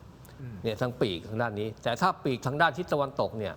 ตอนนี้เราคุมไปก็ไล่มาถึงช่องตะเลงนี่ไงช่องตะเลงนี้จะห่างจากช่องจอมเนี่ยประมาณ15 กิโล ครับ เนี่ยเราจะไล่อย่างนี้ แต่ว่าพื้นที่ตรงนั้นอ่ะมันจะเป็นพักอยู่3พักพักที่1พักที่2พักที่3เราคุม1 กับ 2อยู่เขายังอยู่3เขาก็พยายามจะขึ้นมา เพราะว่าระยะทางมันกว้าง พยายามจะขึ้นมา พยายามจะขึ้นมาสู่ที่เดิมเขาที่เดิมก็คือว่าพักที่1ชั้นบนสุดนะครับอันนี้เขาก็พยายามขึ้นชั้นที่2ก่อนชั้นที่3ถ้าเขาขึ้นมาตรงนี้ลักษณะของช่องจอมันก็จะเหมือนเป็นอ่าวอย่างนี้ปีกอยู่ทางด้านนี้ปีกอยู่ทางด้านนี้นะถ้าเบื่อเขาขึ้นมาทางด้านนี้เขาก็มาตัดหลังเราเลยมาตัดเราได้นะครับเพราะฉะนั้นเราก็ต้องกันทางด้านนี้ แล้วเขาก็ยิงอยู่นั่นแหะ เขายิงไอ้ที่ยิงนี่คือยิงข้างหน้าที่เผชิญหน้ากันยั่วยุไอ้วันที่เขายิงเนี่ยก็คือไอ้เขาเอาฝรั่งมาก่อนไงมาถ่ายมาทำคลิป เรายิงไปเตือนไป2 นัดแล้วเขาถอยพอเย็นมามันก็ยิงมา11 นัดไอ้ตรงนั้นแหละที่ ครับ เขามาอ้างแล้วก็ให้อินฟลูของเขาชางต่างชาติไม่รู้ ใช่ ไม่รู้เป็นชาติอังกฤษนะครับเขาก็ไม่อยากจะเอ่ยชื่อถึงนะฮะแต่ว่าก็คือเอามาแล้วก็มาฟ้อง ใช่ บอกนี่ไง เออ ทหารไทยข่มขู่ ใช่ ยิงอะไรแบบเนี้ย นั่นแหละครับ นี่คือสิ่งที่เขาพยายามหาวิธีการต่างๆทำว่าเราเป็นคนที่ไม่ดี ในสายตาให้สายตาโลกเขามองเห็นว่าไทยเป็นคนไม่ดี ไอการปั่นของเขานะฮะคุณผู้ชมครับเขาปั่นได้เก่งมากเลยเนาะพยายามที่จะปั่นนะอินฟลูปั่นเก่งยังไง แต่ว่าผมเชื่อว่าฝั่งไทยเราสามารถตอบโต้ได้ทุกเรื่องนะครับ อย่างล่าสุดกรณีนะที่เกิดขึ้นในคลิปวันที่ 18 นะครับ ก็คือที่ฝั่งไทยเรากำลังขุดคูอยู่ใช่ไหมครับ แล้วที่มีพระสงฆ์มานะครับ มันมีอินฟลูคนหนึ่งอ่ะเอาคลิปนั้นอ่ะไปเผยแพร่ แล้วก็บอกให้เห็นเลยนะฮะบอกนี่ไงว่าฝั่งไทยเนี่ย ลุกเข้ามาในพื้นที่ไปขุดคลองนะครับในพื้นที่ของกัมพูชาที่เราขุดคลองเนี่ยในพื้นที่ของกัมพูชานะแต่สุดท้ายยังมีการบิดเบือนข้อมูลด้วยนะครับเนี่ยว่าฝั่งไทยเนี่ยต้องล่าไปเลยเพราะว่าทหารของกัมพูชาเนี่ยเก่งกาจสามารถจะไล่ทหาร ออกพื้นที่ได้เอาไปฟังเพื่อความบันเทิงหน่อยฮะฟังเพื่อความบันเทิง វាធ្វើសកម្មម្ដងទៅហ៊ានអាចោលសៀមបានយកអាអ៊ិចមកជីកដីធ្វើបន្លាយជាប់ដបងលួសនឹងតែម្ដងបងប្អូនប៉ុន្តែបងតាហ៊ានយើងបាននិយាយប្រាប់វាបានដេញវាទៅវិញហើយបងប្អូនពួកអាចោលហ្នឹងមួយថ្ងៃបងប្អូនណាវាធ្វើសកម្មភាពនៅលើទឹកដីខ្មែរយើងជារៀងរាល់ថ្ងៃតែម្ដងប៉ុន្តែបងតាហ៊ានយើងក៏បានដេញពួកវាទៅវិញហើយអញ្ចឹងបងប្អូនចែករំលែកវីដេអូនេះម្នាក់មួយផងដើម្បីពុកម៉ែបងប្អូនយើងបានដឹងសូមអរគុណ เนี่ยฮะอันนี้เพื่อความบันเทิงเฉยๆนะครับเพราะเราก็รู้มันไม่ใช่เรื่องจริงเรื่องจริงคือว่าเราขุดอยู่ในฝั่งเราแหละแล้วทหารก็มาบอกให้หยุดเราก็ไม่หยุดไงพอไม่หยุดเราก็ขุดต่อนะแต่เขาเอาไปบิดเพื่อที่จะสร้างความชอบธรรมและอวยทหารเขาเป็นฮีโร่อย่างนี้เราสามารถที่จะไล่ทหารไทยได้ก็มันก็เป็นเรื่องเดิมอีกใช่ก็คือพยายามที่จะสร้างคอนเทนต์อย่างฝรั่งเขาต้องสร้างคอนเทนต์เพื่อปลอบคนของเขาเองให้อยู่ในโลกของวิมานโลกของเทพนิยายถ้าเป็นอินฟลูกัมพูชาเองเราอาจจะเข้าใจว่าเป็นคนของเขาเองใช่ไหมแต่นี่มีอินฟลูต่างชาติที่เป็นฝรั่งสิ่งที่ถ้าคุณสนใจผมแนะนำให้ไปรีเสิร์ชดู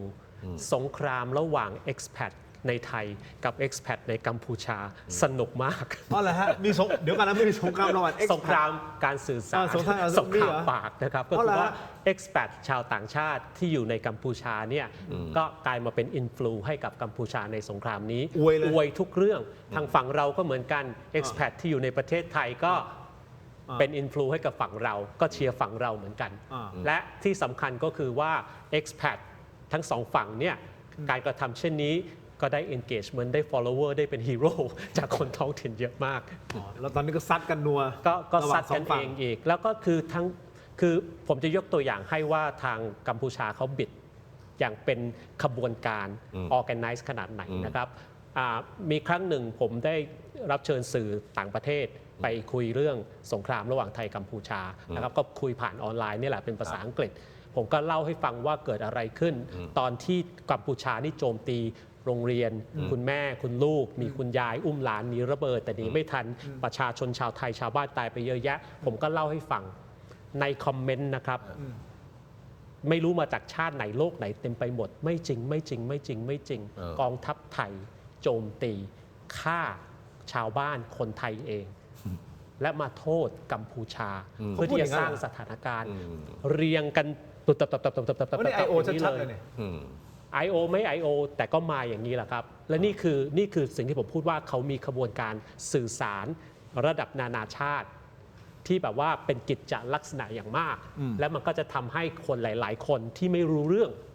เข้าใจว่าเป็นอย่างนั้นจริงก็เหมือนชาวต่างชาติคนนี้แหละที่ไปยืนตอนนั้นแล้วเขายิงปืน2 นัดโป้งๆแล้วก็ตกใจแล้วก็สร้างภาพนั้นออกมาใช่ไหมฮะแล้วผมก็คอเอาเข้าไปเหมือนกันนะคอเอาเข้าไปนะครับด่าไปเลยใช่ไหมไม่ได้ด่าก็แค่ถามเฉยๆแล้วคุณไปทำอะไรตั้งแต่ตอนแรกผมอยากรู้คุณไปทำอะไรตรงนั้นตั้งแต่ตอนแรกแล้วดูเหมือนเขาไม่ใช่สื่อนะคุณอาจารย์โก้ได้เห็นคลิปคนนั้นมั้ยเขาที่ตัวใหญ่หน่อยเขาก็เป็นอินฟลูตลาดล่างนี่แหละไม่ใช่สื่อใช่ไหมเพราะสื่อลักษณะการเป็นสื่อไม่ได้เป็นอย่างนี้นะต้องถามว่าต้นสังกัดคือใครมีต้นสังกัดไหมภรรยาคุณเป็นฟรีแลนซ์สื่ออิสระภรรยาที่เป็นชาวเขมรเป็นต้นสังกัดเขาเป็นต้นสังกัดเขาไม่รู้อันนั้นไม่ใช่สื่อนะครับอันนั้นเมียสั่งมาหรือเปล่าไม่รู้จริงๆก็ไม่ได้ค่อยอยากให้พื้นที่อะไรเขามานะเพียงแต่อธิบายให้ฟังว่าพอมันเกิดเหตุการณ์นี้เราก็ต้องตอบโต้บอกมันไม่ได้เป็นเรื่องจริงนะคือคุณอาจจะไปอยู่ในพื้นที่ที่ไม่ควรจะไปอยู่แล้วต้องไหมครับแล้วเราก็ยิงปืนเตือนก็คือเป็นสิ่งที่เราทำด้วยความชอบธรรมของเราเองอยู่แล้วแต่เขาเอาไปบิดบอกว่าเราอ่ะใช่ไหมว่าเราลุกลานเขาก่อนว่าเรายิงมาแล้วก็ไปฟ้อง AOT ก็คือผู้สังเกตการใช่ไหมนั่นกระโหลกเนี่ยมันก็เลยกลายเป็นสิ่งที่มันวนอยู่อย่างเงี้ยก็ดูคุณมาลีเลย11 นัดเขายังบอกเขาไม่ได้ทำไม่ใช่เขาไม่ได้ยิงมาลีโสเจียตาใช่แต่ต้องยอมรับอย่างหนึ่งนะครับว่าการสื่อสารในระดับของกัมพูชานี่เราต้องเรียนรู้จากเขาเหมือนกันนะเขาเหมือนไวมากนะฮะแล้วเขาสร้างเป็นเรื่องราวเป็นสตอรี่ในแพทเทิร์นเดียวกันออกมาแล้วโหมออกมาบางทีด้วยความเคารพนะ อย่างคนอื่นที่อยู่ต่างประเทศเขาไม่ได้อยู่ในประเทศไทย เขาไม่รู้ พอเขาเสพมาเขาไม่รู้เรื่องใช่ไหมเขาก็จะต้องไปฟังเฮ้ยมันจริงหรือเปล่านึกออกไหมฮะ นั่นแหละครับที่สำคัญเพราะว่าผมรู้จักชาวต่างชาติเยอะ มีเพื่อนอยู่ต่างประเทศเยอะ หลายคนเขาก็พูดแบบนี้ว่าหลายคนที่เขาไม่ค่อยรู้เรื่องเนี่ยเขาได้แต่เสพข่าวแบบผ่านๆเขาเชื่อกัมพูชา เพราะว่าเขาโดนพูดกรอกหูซ้ำเติมซ้ำแล้วซ้ำอีกเรื่องเดิมๆว่าไทยเป็นคนกระทำก่อน ไทยละเมิดพื้นที่เขาไทยโจมตีเขาก่อน ซึ่งมันโกหกทั้งนั้นแต่เขาได้ยินซ้ำแล้วซ้ำอีกจนกระทั่งเชื่อไป ได้ยินซ้ำๆจนกลายเป็นจากความที่มันเป็นเท็จอะเฟกมันกลาย ก็ เป็น repetition มันกลายเป็น reality เหนื่อยนะ เมื่อไหร่จะแก้ได้ล่ะฮะ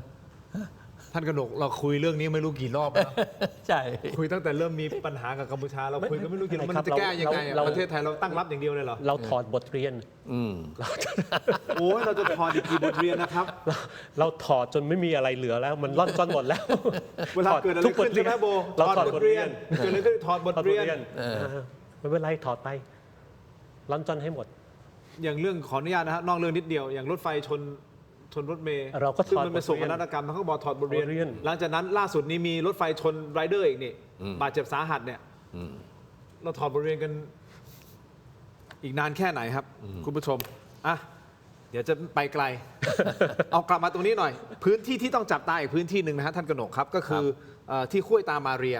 ตามรายงานนะครับจากแหล่งข่าวด้านความมั่นคงบอกว่าห้วยตามาเรียที่อยู่จังหวัดศรีสะเกษนะครับตั้งอยู่บริเวณหน้าแนวเขาพระวิหารและสูงกว่าฝั่งกัมพูชา หากใครควบคุมพื้นที่นี้ได้เบ็ดเสร็จเนี่ยจะสามารถรุกคืบไปยังจุดยุทธศาสตร์อื่นๆได้ ทหารกัมพูชาไม่ยอมให้เราคุมพื้นที่นี้ได้ง่ายๆนะครับจึงเพิ่มกำลังพลและมีการยิงอาวุธเช่น เครื่องยิงลูกระเบิดเข้ามาในพื้นที่เพื่อเช็คแนวอย่างต่อเนื่องนะครับขณะที่กองทัพบกไทยก็มีแผนเดินหน้าสร้างอ่างเก็บน้ำ ใช่ จะไปสร้างเขื่อน สร้างเขื่อน บริเวณห้วยตามาเรีย เพราะในเชิงยุทธวิธีทางทหารนั้น สายน้ำนี่แหละครับคุณผู้ชมจะช่วยสกัดไม่ให้ฐานกัมพูชาปีนขึ้นมาได้ หรือระบายน้ำออกไปเพื่อป้องกันการบุกรุกได้นะครับ ซึ่งฝั่งกัมพูชาเองก็อ่านเกมยุทธศาสตร์นี้ออก จึงพยายามที่จะกดดันและขัดขวางไม่ให้ไทยสร้างอ่างเก็บน้ำได้สำเร็จท่านกนกครับในทางยุทธวิธีแบบนี้ทางทหารเนี่ยครับชัยภูมิของห้วยตามาเรียที่อยู่หน้าแนวเขาพระวิหารและสูงกว่าฝั่งกัมพูชามันมีความสำคัญระดับชี้เป็นชี้ตายได้ขนาดไหนครับ ห้วยตาเบเลียเนี่ยมันจะอยู่ระหว่างเขาพระวิหารกับภูมะเขือนะครับ เส้นทางที่ขึ้นภูมะเขือเส้นหนึ่ง ก็คือเส้นทางที่ลงจากถนนโค้งทางวัดแก้ว แล้วลงไปห้วยตาเบเลีย แล้วไปที่พลานอินทรีย์ซึ่งจะอยู่ใกล้กับห้วยตาเบเลีย แล้วก็เดินขึ้นไปที่ถ้ำพระแล้วถึงจะไปภูมะเขือยอดภูมะเขือ นี่คือเส้นทางที่เขมรเขาใช้ในเรื่องการส่งกำลังบำรุงเขาไม่ได้ไปขึ้นตรงปลายจะงอยอย่างนั้นไม่ได้ขึ้นตรงนั้น อ๋อเขาขึ้นจากตรงนี้ ครับ ถ้าเดินเนี่ยเขาจะขึ้นตรงนี้ อ่าฮะ นะครับอีกเส้นหนึ่งก็จะอยู่ทางด้านช่องโดนอ่าว อ่าฮะ เพราะฉะนั้นถ้าเผื่อว่า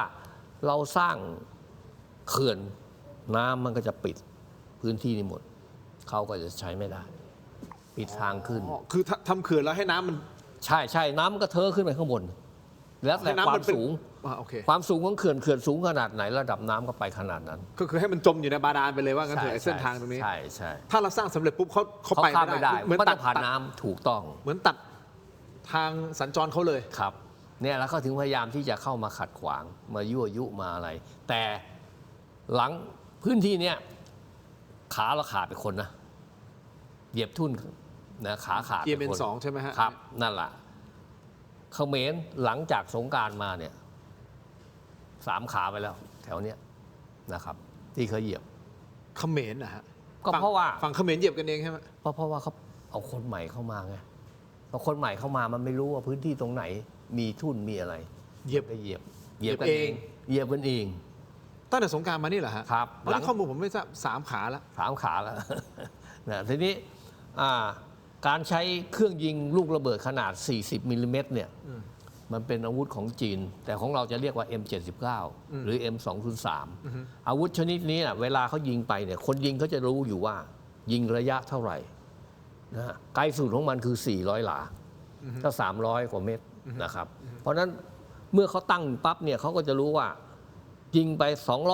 200 มันตกตรงไหน นี่คือการเช็คแนวเช็คระยะ เขาก็จะสามารถที่เอาข้อมูลในพื้นที่เนี่ยไปวางแผนการยิง ถ้ามีการลบต่อไป จะต้องใช้ระยะเท่าไหร่ยิงใส่ทหารไทย เขากะไอ้การเช็คแนวคือเช็คระยะ เช็คระยะ ว่าไอ้ปืนนี้ถ้าผมยิงระยะสัก 200 เมตร อืม ปึ้งเป็นหล่นอยู่แถวนี้ ตรงนั้นก็ ตรงนั้น 200 เพราะฉะนั้นเขาจะรู้แล้วตรงนี้คือ 200 200 ใช่ถ้าเลย ลาก เข้า เลย ไปเท่าไหร่ เลยถ้าอ๋อ โอ้เท่าไหร่ มันไม่เหมือนปืนเล็กไงปืนเล็กมันไม่รู้ระยะยิงไปเนี่ยก็ออกมาเป็นกิโลก็ได้ใช่ไหมแต่ไอ้เครื่องยิงนี่เขาถึงพยายามใช้เช็คแนวเช็คระยะ เพื่อที่จะไปวางแผน วางแผนการใช้อาวุธหนักของเขา นี่คือ ทหารเนี่ยเขาคิดกันอย่างนี้ นะครับ เขาเลยเช็คแนวมาตลอดอย่างเงี้ย ฮะ เพื่อเช็คแนวอย่างต่อเนื่อง ใช่ เช็คอยู่ตลอดเวลา ก่อนที่จะมีการลบครั้งที่2เนี่ยเข้าไปเช็คแนวที่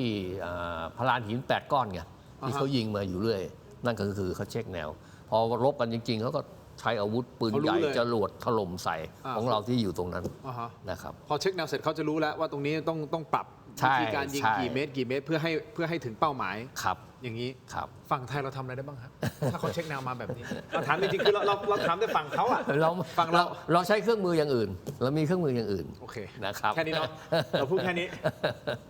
ครับ เครื่องมืออย่างอื่น เพราะฉะนั้นไอการสร้างเขื่อนตรงนี้มันมีความสำคัญตรงห้วยตามาเรีย ครับเขาถึงพยายามจะขัดขวางไงขัดขวางที่จะไม่ให้สร้าง ถึงมีข่าวว่าเอารถถังขึ้นมาแล้วเนี่ยเอารถถังขึ้นมาอยู่ทางด้านเขาพระวิหารเอาขึ้นมา เพราะว่ามันเป็นถนนคอนกรีตไงที่ขึ้นด้านหลังขึ้นมาได้ แต่เราก็ยังยืนยันที่จะสร้าง ก็มันในเขตเราอะ ใช่ไหม เราก็มีสิทธิ์สร้างเนี่ย ใช่ไงเราไม่ได้ไปสร้างในเขตเขมรเราสร้างในเขตเรานะเพียงแต่ตอนนี้กรมชลประทานก็ต้องไปวางแผนว่าจะสร้างตรงไหนสร้างไปแล้วเนี่ยประสานทหารว่าเมื่อสร้างเสร็จปั๊บด้วยความสูงระดับไหน น้ำจะไปได้แค่ไหนนะครับ อาจารย์โก้ก็เจอกับสื่อต่างชาติเนาะ ครับ เวลาเราสื่อสารข้อมูลจากฝั่งเราไปให้สื่อต่างชาติเนี่ยเขารับฟังไหมหรือว่าเขาโดนล็อบบี้ไปหมดแล้ว เอาพูดตรงๆเลยครับทำไมเราถึงเหมือนอ่อนในเรื่องของการสื่อสารกับต่างชาติ สื่อไม่มีปัญหาหรอกครับ ถ้าพวกเราพูดถึงสื่อ Wall Street Journal สื่อ BBC CNN New York Times พวกนี้ไม่มีปัญหา อันนี้เขาให้ความ มื เป็นธรรมใช่ไหม เขามืออาชีพอยู่แล้ว อ่าฮะ เขามืออาชีพอยู่แล้วเขาก็ตรงไปตรงมานะครับ แล้วก็จริง ๆคำว่าสแกมโบเดียเนี่ยก็สื่อเมืองนอกนั่นแหละ ใช้คำนี้ใช่เป็นคนตั้งแต่พูดถึงประชาชนทั่วไป ซึ่ง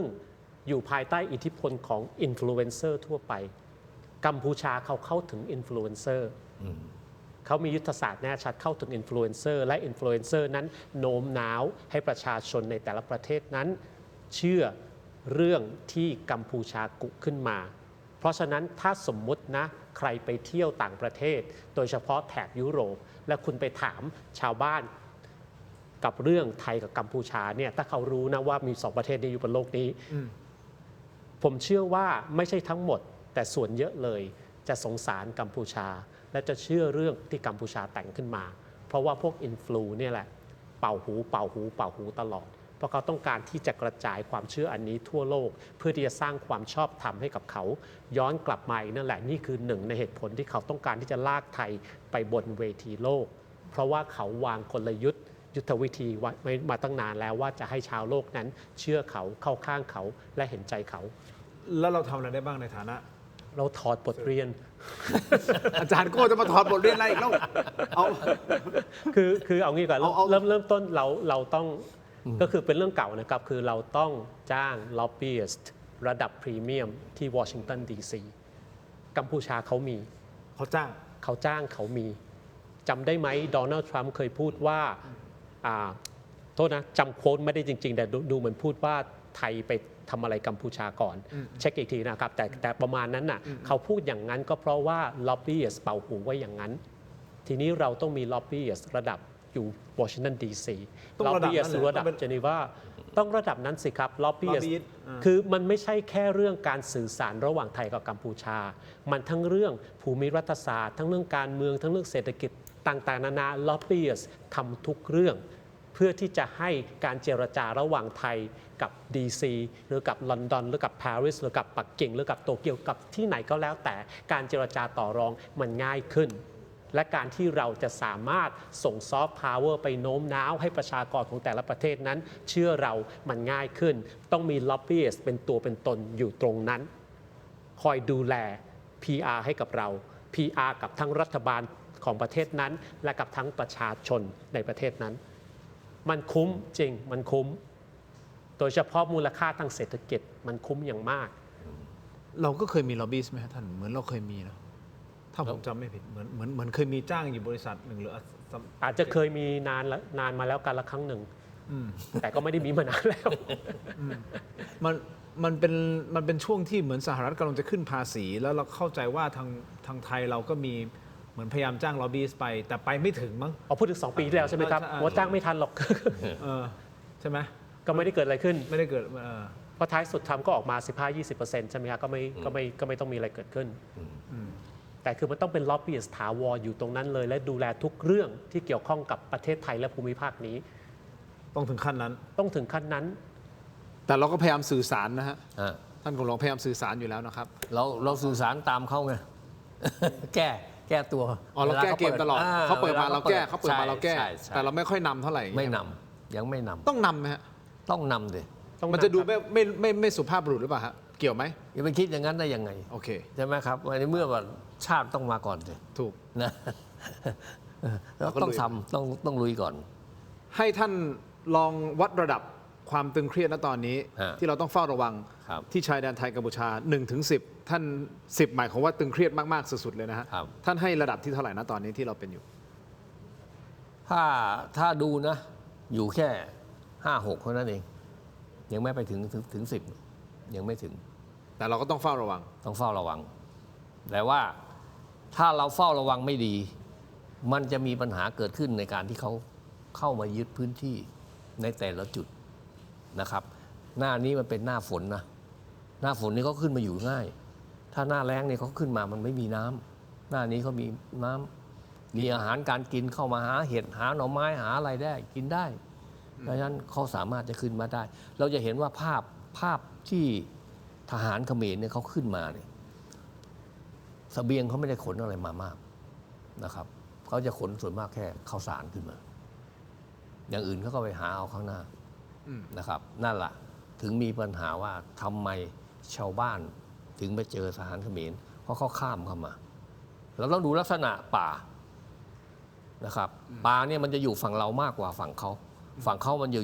แค่ตีนเขาขึ้นมาเท่านั้นเองข้างล่างนี่เขาก็ทำเกษตรกันหมดแล้ว เพราะฉะนั้นถ้าเขาจะหากินเขาก็ต้องเดินเข้ามาข้ามมาหากินในเขตเรานะครับ เอาละคุณผู้ชมไปอีกประเด็นหนึ่งสั้นๆแล้วกันไหนพูดถึงอินฟลูและอินฟลูเขมรก็มาเย้ยไทยนะครับบอกว่าเราเจออาเพศฮะไม่อยากจะเอ่ยชื่อเขานะครับคุณผู้ชมแต่ว่าเป็นสิ่งที่เขากำลังแชร์กันอยู่นะครับบอกว่าไทยเนี่ยเจออาเพศนะครับกับเหตุการณ์อะไรฮะข่าวรถไฟชนกับรถเมล์ครับเขาบอกงี้นะครับบอกว่าเป็นเพราะคนไทยไปขโมยปราสาทคณาของเขา ก็เลยเจออาเพศบรรพบุรุษของชาวกัมพูชาเลยสาปแช่งให้ประเทศไทยเกิดภัยพิบัติอาเพศนะครับ คราวนี้ประเด็นคือไอการเชื่อมโยงของอินฟลูต่างๆเหล่านี้ไปเชื่อมโยงเรื่องอุบัติเหตุเข้ากับเรื่องสิ่งศักดิ์สิทธิ์และการอ้างนะฮะสิทธิ์เหนือปราสาทคณาแบบนี้มันสะท้อนอะไรแสดงว่าในประเทศเขาก็ยังเชื่อในเรื่องของการสาปแช่งการ เราเพิ่ง เชื่ ไป อ ทำพิธีบวงสรวงไงที่เป็นลำอยู่เมื่อวัน2 วันนี้เองใช่ไหมที่ปราสาทคณาเนี่ยเป็นข่าวคือโคมไปนะครับที่จริงแล้วเนี่ยที่ปราสาทคณาเนี่ยนะครับมันจะมีโบราณสถานที่เป็นเหมือนกับโม่อันใหญ่ๆอ่ะผมก็ไม่รู้จักว่าเขาเป็นอะไรนะครับแล้วก็มีแท่นหินนะครับแล้วก็มีจุดเขาบอกว่าทางเข้ามันมี2 ทางใน2 ทางนั้นนะแต่ละจุดเนี่ยก่อนจะเข้าเนี่ยมันเป็นพิธีกรรมทางด้านศาสนาฮินดูนะครับจะต้องมีการกราบไหว้ในแต่ละจุดผมบอกว่าทางกรมศิลปากรเนี่ยช่วยค้นประวัติศาสตร์ทางด้านนี้และเอามาติดในแต่ละจุดตามโบราณสถานต่างๆที่เราเห็นอยู่ปัจจุบันเนี่ยก็จะมีพวกซากกำแพงด้วยนะครับแต่ถ้าลักษณะภูมิประเทศที่กัมพูชาเขาเคลมมาเป็นของเขาเนี่ยมันไม่ใช่นะปราสาทคณาเนี่ยมันจะอยู่บนหน้าผาใกล้กับหน้าผาลักษณะถ้าเรามองมันก็จะเหมือนเป็นเส้นเขตแดนสันบันน้ำเนี่ยมันจะเหมือนคล้ายกับภูมะเขือที่มันจะตัดอยู่นิดนึงเพราะนั้นปราสาทคณามันอยู่ข้างในนะครับมันก็อยู่ในเขตของไทยเพียงแต่ว่าเขาเข้ามาหลายปีแล้วเข้ามาทำบังเกอร์ ทำบันไดขึ้นมาทำเป็นแหล่งท่องเที่ยวนะครับ แต่ตอนนี้เขาก็เจ็บใจเลย ก็เลยมา ขึ้น เชื่อม ไม่ โยง ได้ ความเชื่อ ครับผม อาจารย์โก้มองประเด็นนี้อะไรผมมันเป็นอาเพศ ผมไม่เชื่อ มันไม่ใช่วิทยาศาสตร์แล้ว ผมไม่ใช่เรื่องบาปกรรมผมวิทยาศาสตร์อย่างเดียว ถ้าจะไปเชื่อเรื่องนั้นก็ถามกลับไปได้ว่ากัมพูชาไปทำอะไรถึงโดนฆ่าล้างเผ่าพันธุ์มันไม่เกี่ยวกันนะมันไม่เกี่ยวกันเลย เรื่องบุญเรื่องกรรม ผมว่ามีเพื่อนคุณมาแล้วเนี่ยเควินสมิธอะไรเนี่ย อ๋อทำไมเขามาทำอะไร ฮะ ทำไม ในคอมเมนต์ อ๋อโอเคเขาคอมเมนต์มาบอกว่าเรา gutless gutless ก็คือความหมายคือไม่คือกลัวขี้ขาตาขาวอ่ะใช่ไหมครับนี่ผมกำลังอ่านคอมเมนต์อยู่นะครับมันมีคอมเมนต์ขึ้นมาจากเข้าใจว่าน่าจะเป็นฝรั่งที่ไปยืนอยู่ตรงหน้าในพื้นที่ที่เขาห้ามไปนะครับ แสดงเขานั่งดูเราอยู่ เขาดูอยู่ฮะเขาดูอยู่ครับเขาดูอยู่แล้วครับ ผมไม่ดูเขาแต่เขาดูเราดู เขานั่งอยู่ตรงพื้นแล้วก็คุณเซนนั่งอยู่ตรงเก้าอี้ เป็นไปได้ แล้วก็มีการยิงปืนจากฝั่งไทยใช่ไหมครับ แล้วเขาก็สร้างเป็นดราม่าตื่นเต้นนู่นนี่นั่น แล้วก็ผมก็เอ่ยถึงพาดพิงถึงเขาใช่ไหมฮะพาดพิงถึงเขานู่นนี่นั่น ผมแค่อยากรู้ว่าเขาไปทำอะไรตรงนั้นตั้งแต่ตอนแรก เขาไม่ได้ใส่เสื้อสื่อไม่ได้อะไรเลยนะครับ ถ้าไปดูคลิปของเขาคือผมไม่อยากจะเปิดคลิปไม่อยากจะให้มูลค่าของเขานะไม่แต่ประเด็นคือ ผมแค่ถามกลับไปว่าตกลงคุณคือผมมีคำถามว่าคุณไปทำอะไรตั้งแต่ตรงนั้นตั้งแต่ตอนแรกเพราะมันเป็นพื้นที่ที่จริงๆมันเป็นพื้นที่ที่มัน off limit อ่ะ ใช่ ไม่ควรที่จะไปอ่ะ ครับ มันเป็นพื้นที่ตึงเครียดกันอยู่ระหว่างทหารสองฝั่งแต่เขาเข้าไปในฐานะอะไรเขาเป็นต้นสังกัดของเขาคืออะไร พอผมทักไปแค่นี้ทีมงานของผมก็เขียนข้อความไปหาเขาว่าเราอยากจะสัมภาษณ์คุณนู่นนี่นั่นเขาก็ด่ากราดผมกลับว่าผมไม่มืออาชีพนู่นนี่นั่นถูกต้องไหมครับแล้วก็ล่าสุดก็เข้ามาคอมเมนต์ในแชทใช่ไหมฮะแล้วเขาบอกสวัสดีประเทศไทยฮัลโหลไทยแลนด์ใช่ไหมเขาบอกว่าสื่อของคุณเนี่ยขี้ขาดตาขาวก็คือหมายถึงผมแหละ Why is name me man you know แล้วเขาบอกว่าแต่ให้รู้ไว้ว่าผมไม่เกลียดคุณเลยนะครับแต่ผมเกลียดพวกหัวรุนแรงพวกทหารแล้วก็รัฐบาลใช่ไหมครับแต่คนธรรมดาประชาชนคนทั่วไปผมไม่ได้เกลียดนะครับแล้วคุณไม่คิดเหรอครับว่าเราควรจะได้สันติภาพอยากได้สันติภาพณตอนนี้ คุณไปบอกกัมพูชาเถอะครับอย่ามาบอกไทย คนที่ต้องการสันติภาพ the country that want peace is Thailand นึกออกปะ เขาไม่ทำอย่างนี้สันติภาพ Yeah. ไม่มายั่วยุไม่ไปเอากำลังขึ้นมาหรอก ใช่ก็อย่างที่บอกผมก็ไม่ได้อยากจะให้ความสำคัญอะไรกับคนนี้เพราะผมไปตรวจสอบมาแล้วเช็คมาแล้วก็ไม่ได้เป็นบุคคลที่มีความน่าเชื่อถือในระดับ ก็เป็นอินฟลูตลาดล่างอยู่ที่กัมพูชาต้องการ engagement ต้องการให้คนกัมพูชานั้นรักเขาชอบเขาเดินไปไหนก็อยากถ่ายรูปด้วย แล้วก็เมียสั่งมาก็เท่านั้นแหละไม่ได้มีอะไรมากกว่านั้น ผมไม่รู้จักเขาอาจจะมาจากองค์กรใหญ่เป็นสายลับองค์กรใหญ่มาองค์กรสื่อใหญ่หรือเปล่าผม ฟั ไม่ นธ รู้ งให้ได้เลย ฮะ มันไม่มีอะไรมากกว่านั้น ต้องการ engagement เหรอฮะ ต้องการเป็นที่รักที่ใคร่ คุณไป สำห ดูเขาหรือเปล่า กัมพูช คุณไปเช็คประวัติเขาหรือเป ผ ล่า มติดตามเขาตลอดอ่ะ คนนี้เหรอ ผมเป็นแฟน number one เลยอ่ะ คนนี้เหรอ คนนี้เลย คนนี้เลยเหรอ คนนี้เลยตื่นเช้ามาผม hello Kevin อ๋อเหรอ ใช่ You wanna say something to him ไม่ต้องหรอก เนาะ อ๋อเหรออย่างนั้นเลยฮะ อย่างนั้นเลย โอเค ไม่เป็นไร สบายๆ ชิวๆแค่พูดให้ฟังเฉยๆนะครับคุณผู้ชมเนี่ยอาจารย์ศิโรจน์ดูรายการอยู่แล้วครับทำไมผมไม่เห็นจะขึ้นตรงเนี้ย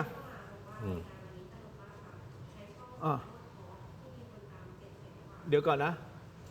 เขาอาจารย์ศิโรจน์ค้ามไพบูลย์ดูรายการเราอยู่นะครับ บอกว่าอะไรนะใช้ช่องอะไรศิโรจน์ทอล์กเหรอครับ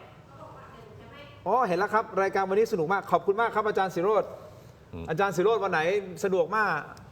มานั่งคุยกันหน่อย อยากนั่งกับอาจารย์ซีโรดอีกอะ สะดวกมาไฟรุ่นเนี่ยสะดวกมาโอเคอาจารย์ศิโรจน์บอกแล้วสะดวกวันไหนบอกต้องโบมาจะได้มานั่งพูดคุยกันหน่อยนะครับคุณผู้ชมเอาล่ะจริงๆมันก็คือเป็นเรื่องที่เราต้องติดตามเนาะแล้วก็ค่อนข้างที่จะ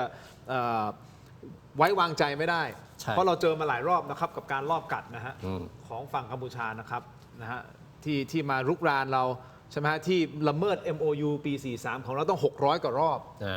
ใช่ไหม600กว่ารอบมาละเมิดเรา ครับ มาตลอดเลยนะครับก็ผมว่าจริงๆอินฟูตลาดล่างของคุณคนนี้เขาน่าจะไปศึกษาประวัตินิดนึงนะว่าตกลงมันอะไรคืออะไรก่อนที่จะมา แสดงความคิดเห็นนะครับคุณผู้ชมอย่างนี้ฮะผมมีอีกประเด็นหนึ่งแล้วกันนะครับ มีวิเคราะห์กันหนาเนี่ยอาจจะไม่ให้ท่านกนกวิเคราะห์ มาที่ผมใช่ไหม นักสื่อสารทางการเมืองนะครับ คุณสุชาติชมกลิ่นคุณผู้ชมครับ อย่างนี้เป็นข่าวที่ชิงพื้นที่สื่อเกือบทุกสำนักแล้วนะฮะ ครับผม มันเหตุการณ์เพิ่งเกิดขึ้นวันนี้นะครับก็คือข่าวคุณสุชาติชมกลิ่น เหตุการณ์มันเริ่มต้นอย่างนี้ครับคุณผู้ชมครับมันเริ่มต้นจากก่อนหน้านี้มีการเปิดเผยผลสำรวจของภาคเอกชนกกร.เกี่ยวกับ 10 องค์กรรัฐที่มีความเสี่ยงในการรับสินบนมากที่สุด โดยกรมควบคุมมลพิษ ซึ่งอยู่ภายใต้การกำกับดูแลของกระทรวงทรัพยากรธรรมชาติและสิ่งแวดล้อม ถูกจัดให้อยู่ในอันดับหนึ่งนี่ฮะโดยมีมูลค่าการเรียกรับสินบนเฉลี่ยสูงถึง 12,160 บาทต่อครั้งเฉลี่ยนะฮะต่อครั้ง นอกเหนือจากกรมควบคุมมลพิษแล้วนะครับในผลสำรวจยังมีรายชื่อหน่วยงานอื่นๆ ในกระทรวงทรัพยากรธรรมชาติและสิ่งแวดล้อม ซึ่งด้วยความเคารพท่านสุชาติชมกลิ่นเป็นรัฐมนตรีว่าการกระทรวงนะฮะก็ติดอันดับด้วยนะครับหน่วยงานอื่นๆ ยกตัวอย่างเช่น กรมป่าไม้กรมอุทยานแห่งชาติใช่ไหมฮะที่ทำเนียบรัฐบาลก่อนเข้าประชุมวันนี้เองครับก่อนเข้าประชุมครม.วันนี้คุณสุชาติได้ถูกสื่อถามในประเด็นความโปร่งใสนี้นะครับซึ่งคุณสุชาติเองด้วยความเคารพท่านนะครับเพราะท่านก็เคยให้เกียรติมารายการเรานะครับแต่สื่อบอกว่าท่านแสดงอาการไม่พอใจโดยระบุว่าตนเองเป็นหัวหน้าครอบครัวก็คือหัวหน้าครอบครัวกระทรวงนะครับเปรียบหน่วยงานทั้ง9หน่วยงานที่อยู่ภายใต้กระทรวงนี้เหมือนลูกเมื่อมีคนมากล่าวหาลูกก็ต้องออกโรงปกป้องก่อนเป็นอันดับแรกแล้วค่อยให้ปลัดกระทรวงและอธิบดีแต่ละกรมออกมาชี้แจงข้อเท็จจริงและตั้งคำถามย้อนกลับที่สื่อนะครับบอกว่าถ้าโพลมาชี้หน้าว่าครอบครัวของสื่อมวลชนแย่สื่อจะรับได้ไหมขณะที่นักข่าวแย้งทันทีนะครับบอกว่านี่เป็นเรื่องของการทำงานของภาครัฐนะจะเอามาเปรียบเทียบเป็นครอบครัวไม่ได้นักบริหารที่ดีควรจะต้องตั้งคณะกรรมการตรวจสอบหาข้อเท็จจริงให้แน่ชัดก่อนที่จะออกตัวปกป้องลูกน้องไม่เช่นนั้นจะกลายเป็นการไม่ยอมรับกระบวนการตรวจสอบหลังจากที่ท่านถูกจี้ถามแบบนี้เขาบอกว่าจี้ถามอย่างหนักด้วยนะครับคุณสุชาติแสดงสีหน้าตามที่คุณผู้ชมเห็นหน้าจอตอนนี้ครับท่านคิดว่าพอใจหรือไม่อย่างไรและหลังจากนั้นเดินฝ่าแหวกวงล้อมสื่อมวลชนออกไปทันทีซึ่งจังหวะนั้นคุณผู้ชมครับคุณสุชาติได้เดินไปกระทบไหล่ชนไหล่ของผู้สื่อข่าวอาวุโสประจำทำเนียบรัฐบาลท่านหนึ่งจนสื่อท่านนั้นพูดว่าเดินชนกันอย่างนี้เลยเหรอและมีเสียงคุณสุชาติพูดเปรยๆขึ้นมาเบาๆระหว่างเดินต่อไปประโยคที่ท่านพูดคืออะไรฟังครับผมเองผมชัดเจน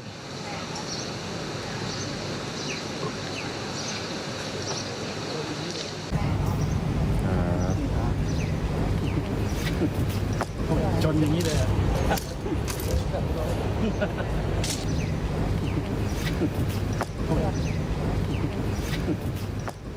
ผมเอง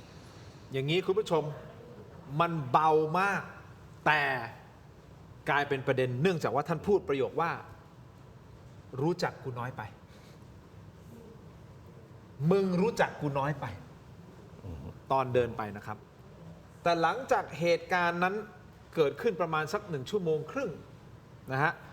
คุณสุชาติไปประชุมครม.เสร็จใช่ไหมครับก็มีสั่งให้ทีมงานเนี่ยไปประสานกลับมาที่ผู้สื่อข่าวท่านนี้เพื่อที่จะขอเคลียร์ใจจากนั้นคุณสุชาติเดินลงมาไปพบกลุ่มสื่อมวลชนพร้อมยกมือไหว้ขอโทษนักข่าวคู่กรณีทันทีและจับมือเคลียร์ใจตรงนี้นี่ฮะแบบนี้ครับไปชมบรรยากาศบางช่วงบางตอนครับไม่ต้องขอโทษไม่มีปัญหาอะไรเลยผมทำงานไปคือเราต้องขอโทษไม่เป็นไรไม่ต้องขอโทษคือ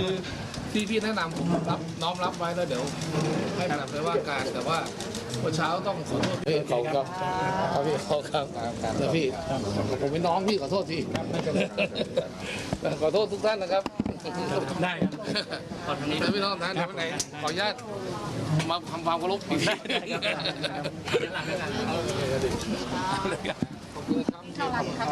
ผมก็เป็นน้องจริงพี่ขอโทษจริงๆพี่ทุกเรื่องพี่ได้ขอบคุณนะครับ พี่ผู้สื่อข่าวอาวุโสท่านนี้นะครับท่านก็ไม่ได้ติดใจอะไรมากใช่ไหมฮะท่านก็บอกว่าจริงๆก็อยากจะก้าวข้ามเรื่องเล็กๆน้อยๆไปท่านมาขอโทษท่านก็รับขอโทษรับแต่ท่านก็ยังยืนยันว่าต้องให้ท่านไปตรวจสอบนะครับไอ้เรื่องของนะฮะไอ้คะแนนที่ออกมาใช่ไหมครับว่ากลายเป็นว่ามีหน่วยงานหลายหน่วยงานภายใต้กระทรวงทรัพยากรเนี่ยใช่ไหมมีการเรื่องของการเรียกรับสินบนเนี่ยหลายหน่วยงานเลยนะฮะแต่เรื่องนี้มันสะท้อนอะไรให้กับอาจารย์โก้ครับสื่อสารทางการเมืองคือประโยคที่ว่า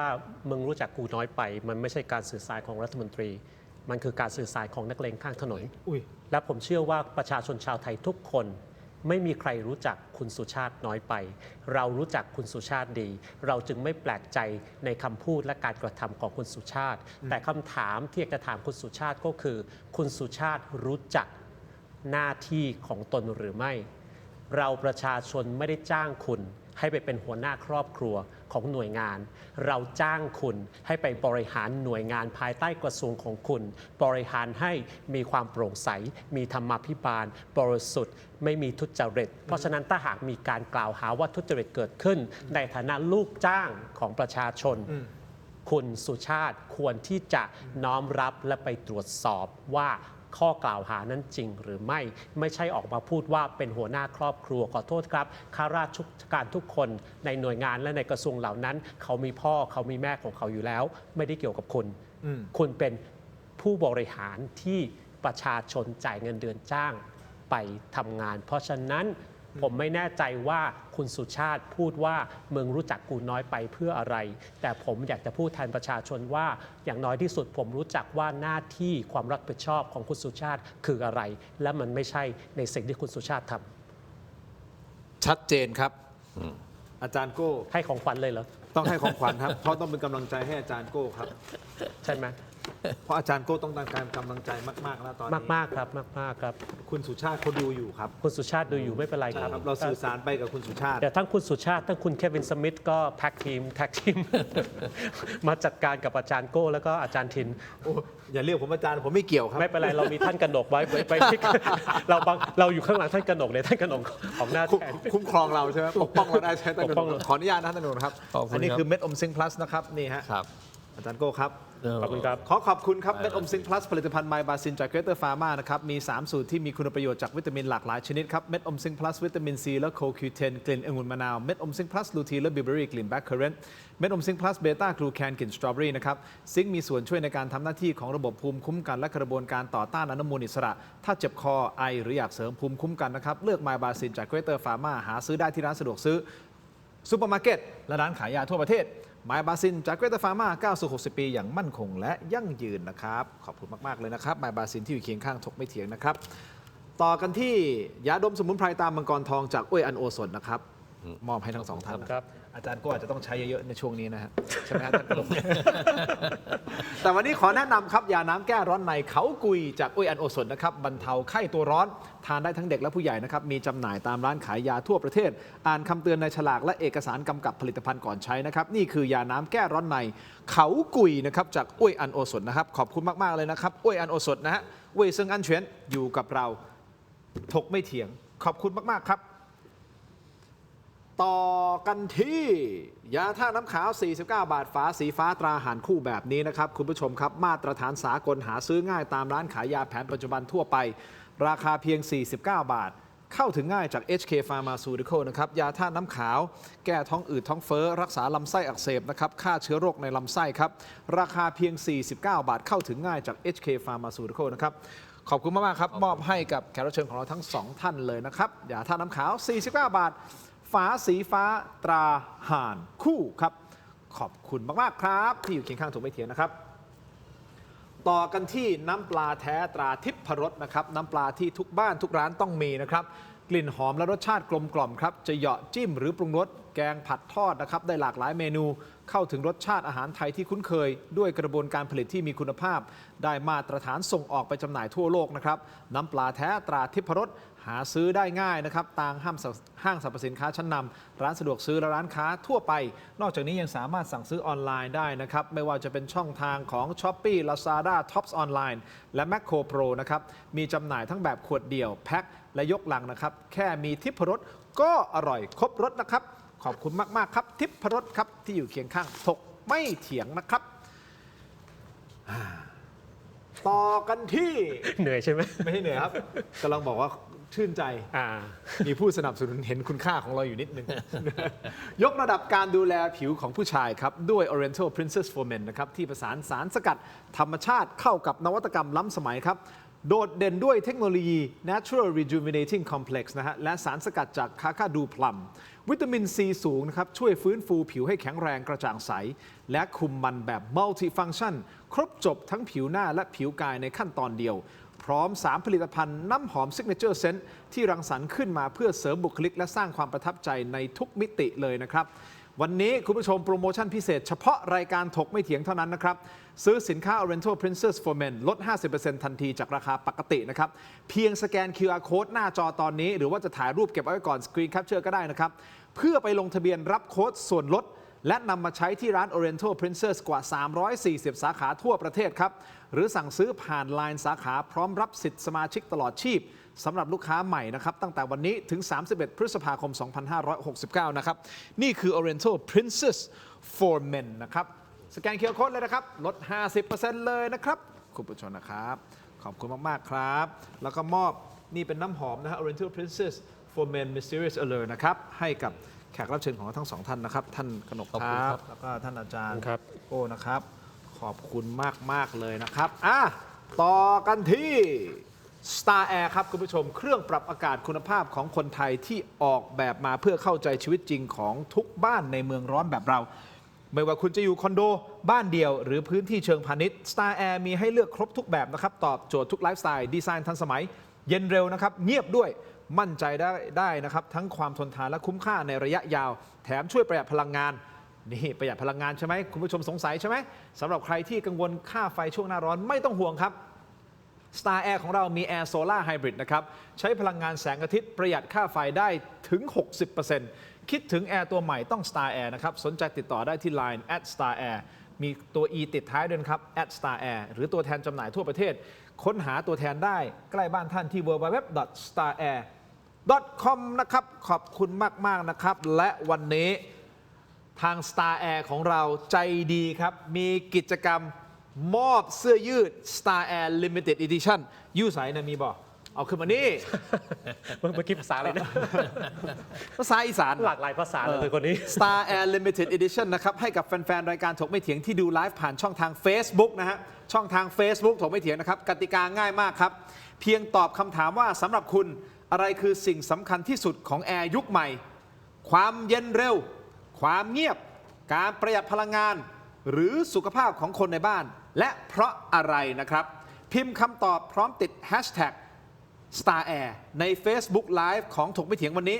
คอมเมนต์ไหนประทับใจทีมงานที่สุดนะครับก็รับเสื้อยืด Star Air Limited Edition ไปเลย 1 ตัวของมีจำนวนจำกัดนะครับนี่นะฮะจัดไปอย่าลืมนะครับประกาศผลผู้โชคดีใช่ไหมฮะวันที่เท่าไหร่ 28 พฤษภาคมครับ 28 พฤษภาคมเราจะประกาศผู้โชคดีเงื่อนไขการรับรางวัลก็คือผู้โชคดีต้องแอดไลน์ @StarAir แล้วก็ติดต่อรับเสื้อจากทีมงาน Star Air นะครับเดี๋ยวเราประกาศเสร็จปุ๊บคุณก็แอดไลน์ Official เข้ามาแล้วก็ติดต่อทีมงาน Star Air เพื่อรับเสื้อ Limited Edition โอเคไหมเคลียร์ไหมโอเคไหมครับคุณทินรวยไม่ไหวแล้วโอ้สาธุ คนเดียวกันนั่นแหละคุณริชชี่แชนก่อนหน้านี้เขียนว่าถ้าเหนื่อยมากก็ลดจำนวนผู้สนับสนุนไม่เอาคุณไม่ลดใช่ไหมยอมเหนื่อยผมไม่ลดยอมเหนื่อยไม่ลดมีแต่เขาจะขอเพิ่มมีแต่จะขอเพิ่มท่านกนกนะให้เรายังทำรายการได้ต่อไปนะครับ Work hard for the money Work hard for the money เอาละครับคุณผู้ชมก็เดินหน้ากันต่อสำหรับประเด็นไทยกัมพูชาก็ต้องเฝ้าระวังติดตามอย่างต่อเนื่องนะครับท่านกนกเราประมาทไม่ได้นะครับเขาก็พยายามที่จะปั่นแล้วก็ลุกล้ำพื้นที่ของเรามาอย่างตลอดเราต้องรู้เท่าทันและที่จริงเราควรต้องสื่อสารให้เก่งกว่านี้ถูกต้องไม่เถียงเลยสงครามข้อมูล information warfare มีความสำคัญไม่แพ้กว่าสงครามด้านอื่นๆครับสุดท้ายสุดฝากผู้ประกอบการ SME หน่อยได้ไหมฮะท่านกนกผมขออนุญาตทางรายการของเรามีโครงการดีๆนะครับสำหรับใครที่กำลังอยากจะขยายธุรกิจไปสู่โลกออนไลน์นะครับตอนนี้กรมพัฒนาธุรกิจการค้า ร่วมกับ Thailand Postmart นะครับมีโครงการไทยช่วยไทยสแกน QR Code ตอนนี้เลยนะครับเปิดโอกาสให้กับร้านค้าไทยได้ยกระดับธุรกิจสู่แพลตฟอร์มดิจิทัลแบบเต็มรูปแบบนะครับพิเศษสุดๆครับเพราะร้านค้าที่ผ่านการคัดเลือกก็จะได้รับสิทธิประโยชน์รวมมูลค่าสูงกว่า 30,000 บาทเลยนะครับคูปองสนับสนุนเนี่ยสูงสุด 25,000 บาทนะค่าส่งนะถ้าจะส่งอีก 5,000 บาทนะครับยังมีการโปรโมทผ่าน Live Commerce ร่วมกับ KOL อีกนะครับ GP 0% ตลอดโครงการนะฮะตอนนี้คุณก็รู้ใช่ไหมแพลตฟอร์มอีคอมเมิร์ซของต่างชาติที่คนใช้กันเยอะๆเนี่ย GP นี่ลอกกันมา 20 กว่า%นะฮะอันนี้ 0% ครับยังมีการรองรับระบบ e-tax invoice ด้วยนะครับผู้ประกอบการท่านไหนมีของดีสินค้าเด็ดอยากเพิ่มยอดขายขยายฐานลูกค้านะครับสมัครเข้าร่วมโครงการได้แล้ววันนี้จนถึงวันที่ 27 พฤษภาคมนะครับที่เว็บไซต์ www.thaichoythai.net นะครับรีบสมัครด่วนสิทธิ์มีจำกัดนะครับสแกน QR Code หน้าจอตัวนี้นี่คือโครงการดีๆจาก SME ธุรกิจนะฮะกรมพัฒนาธุรกิจการค้าแล้วก็ Thailand Postmart นะครับเรียบร้อยนะฮะครบถ้วนสมบูรณ์นะครับเอาละ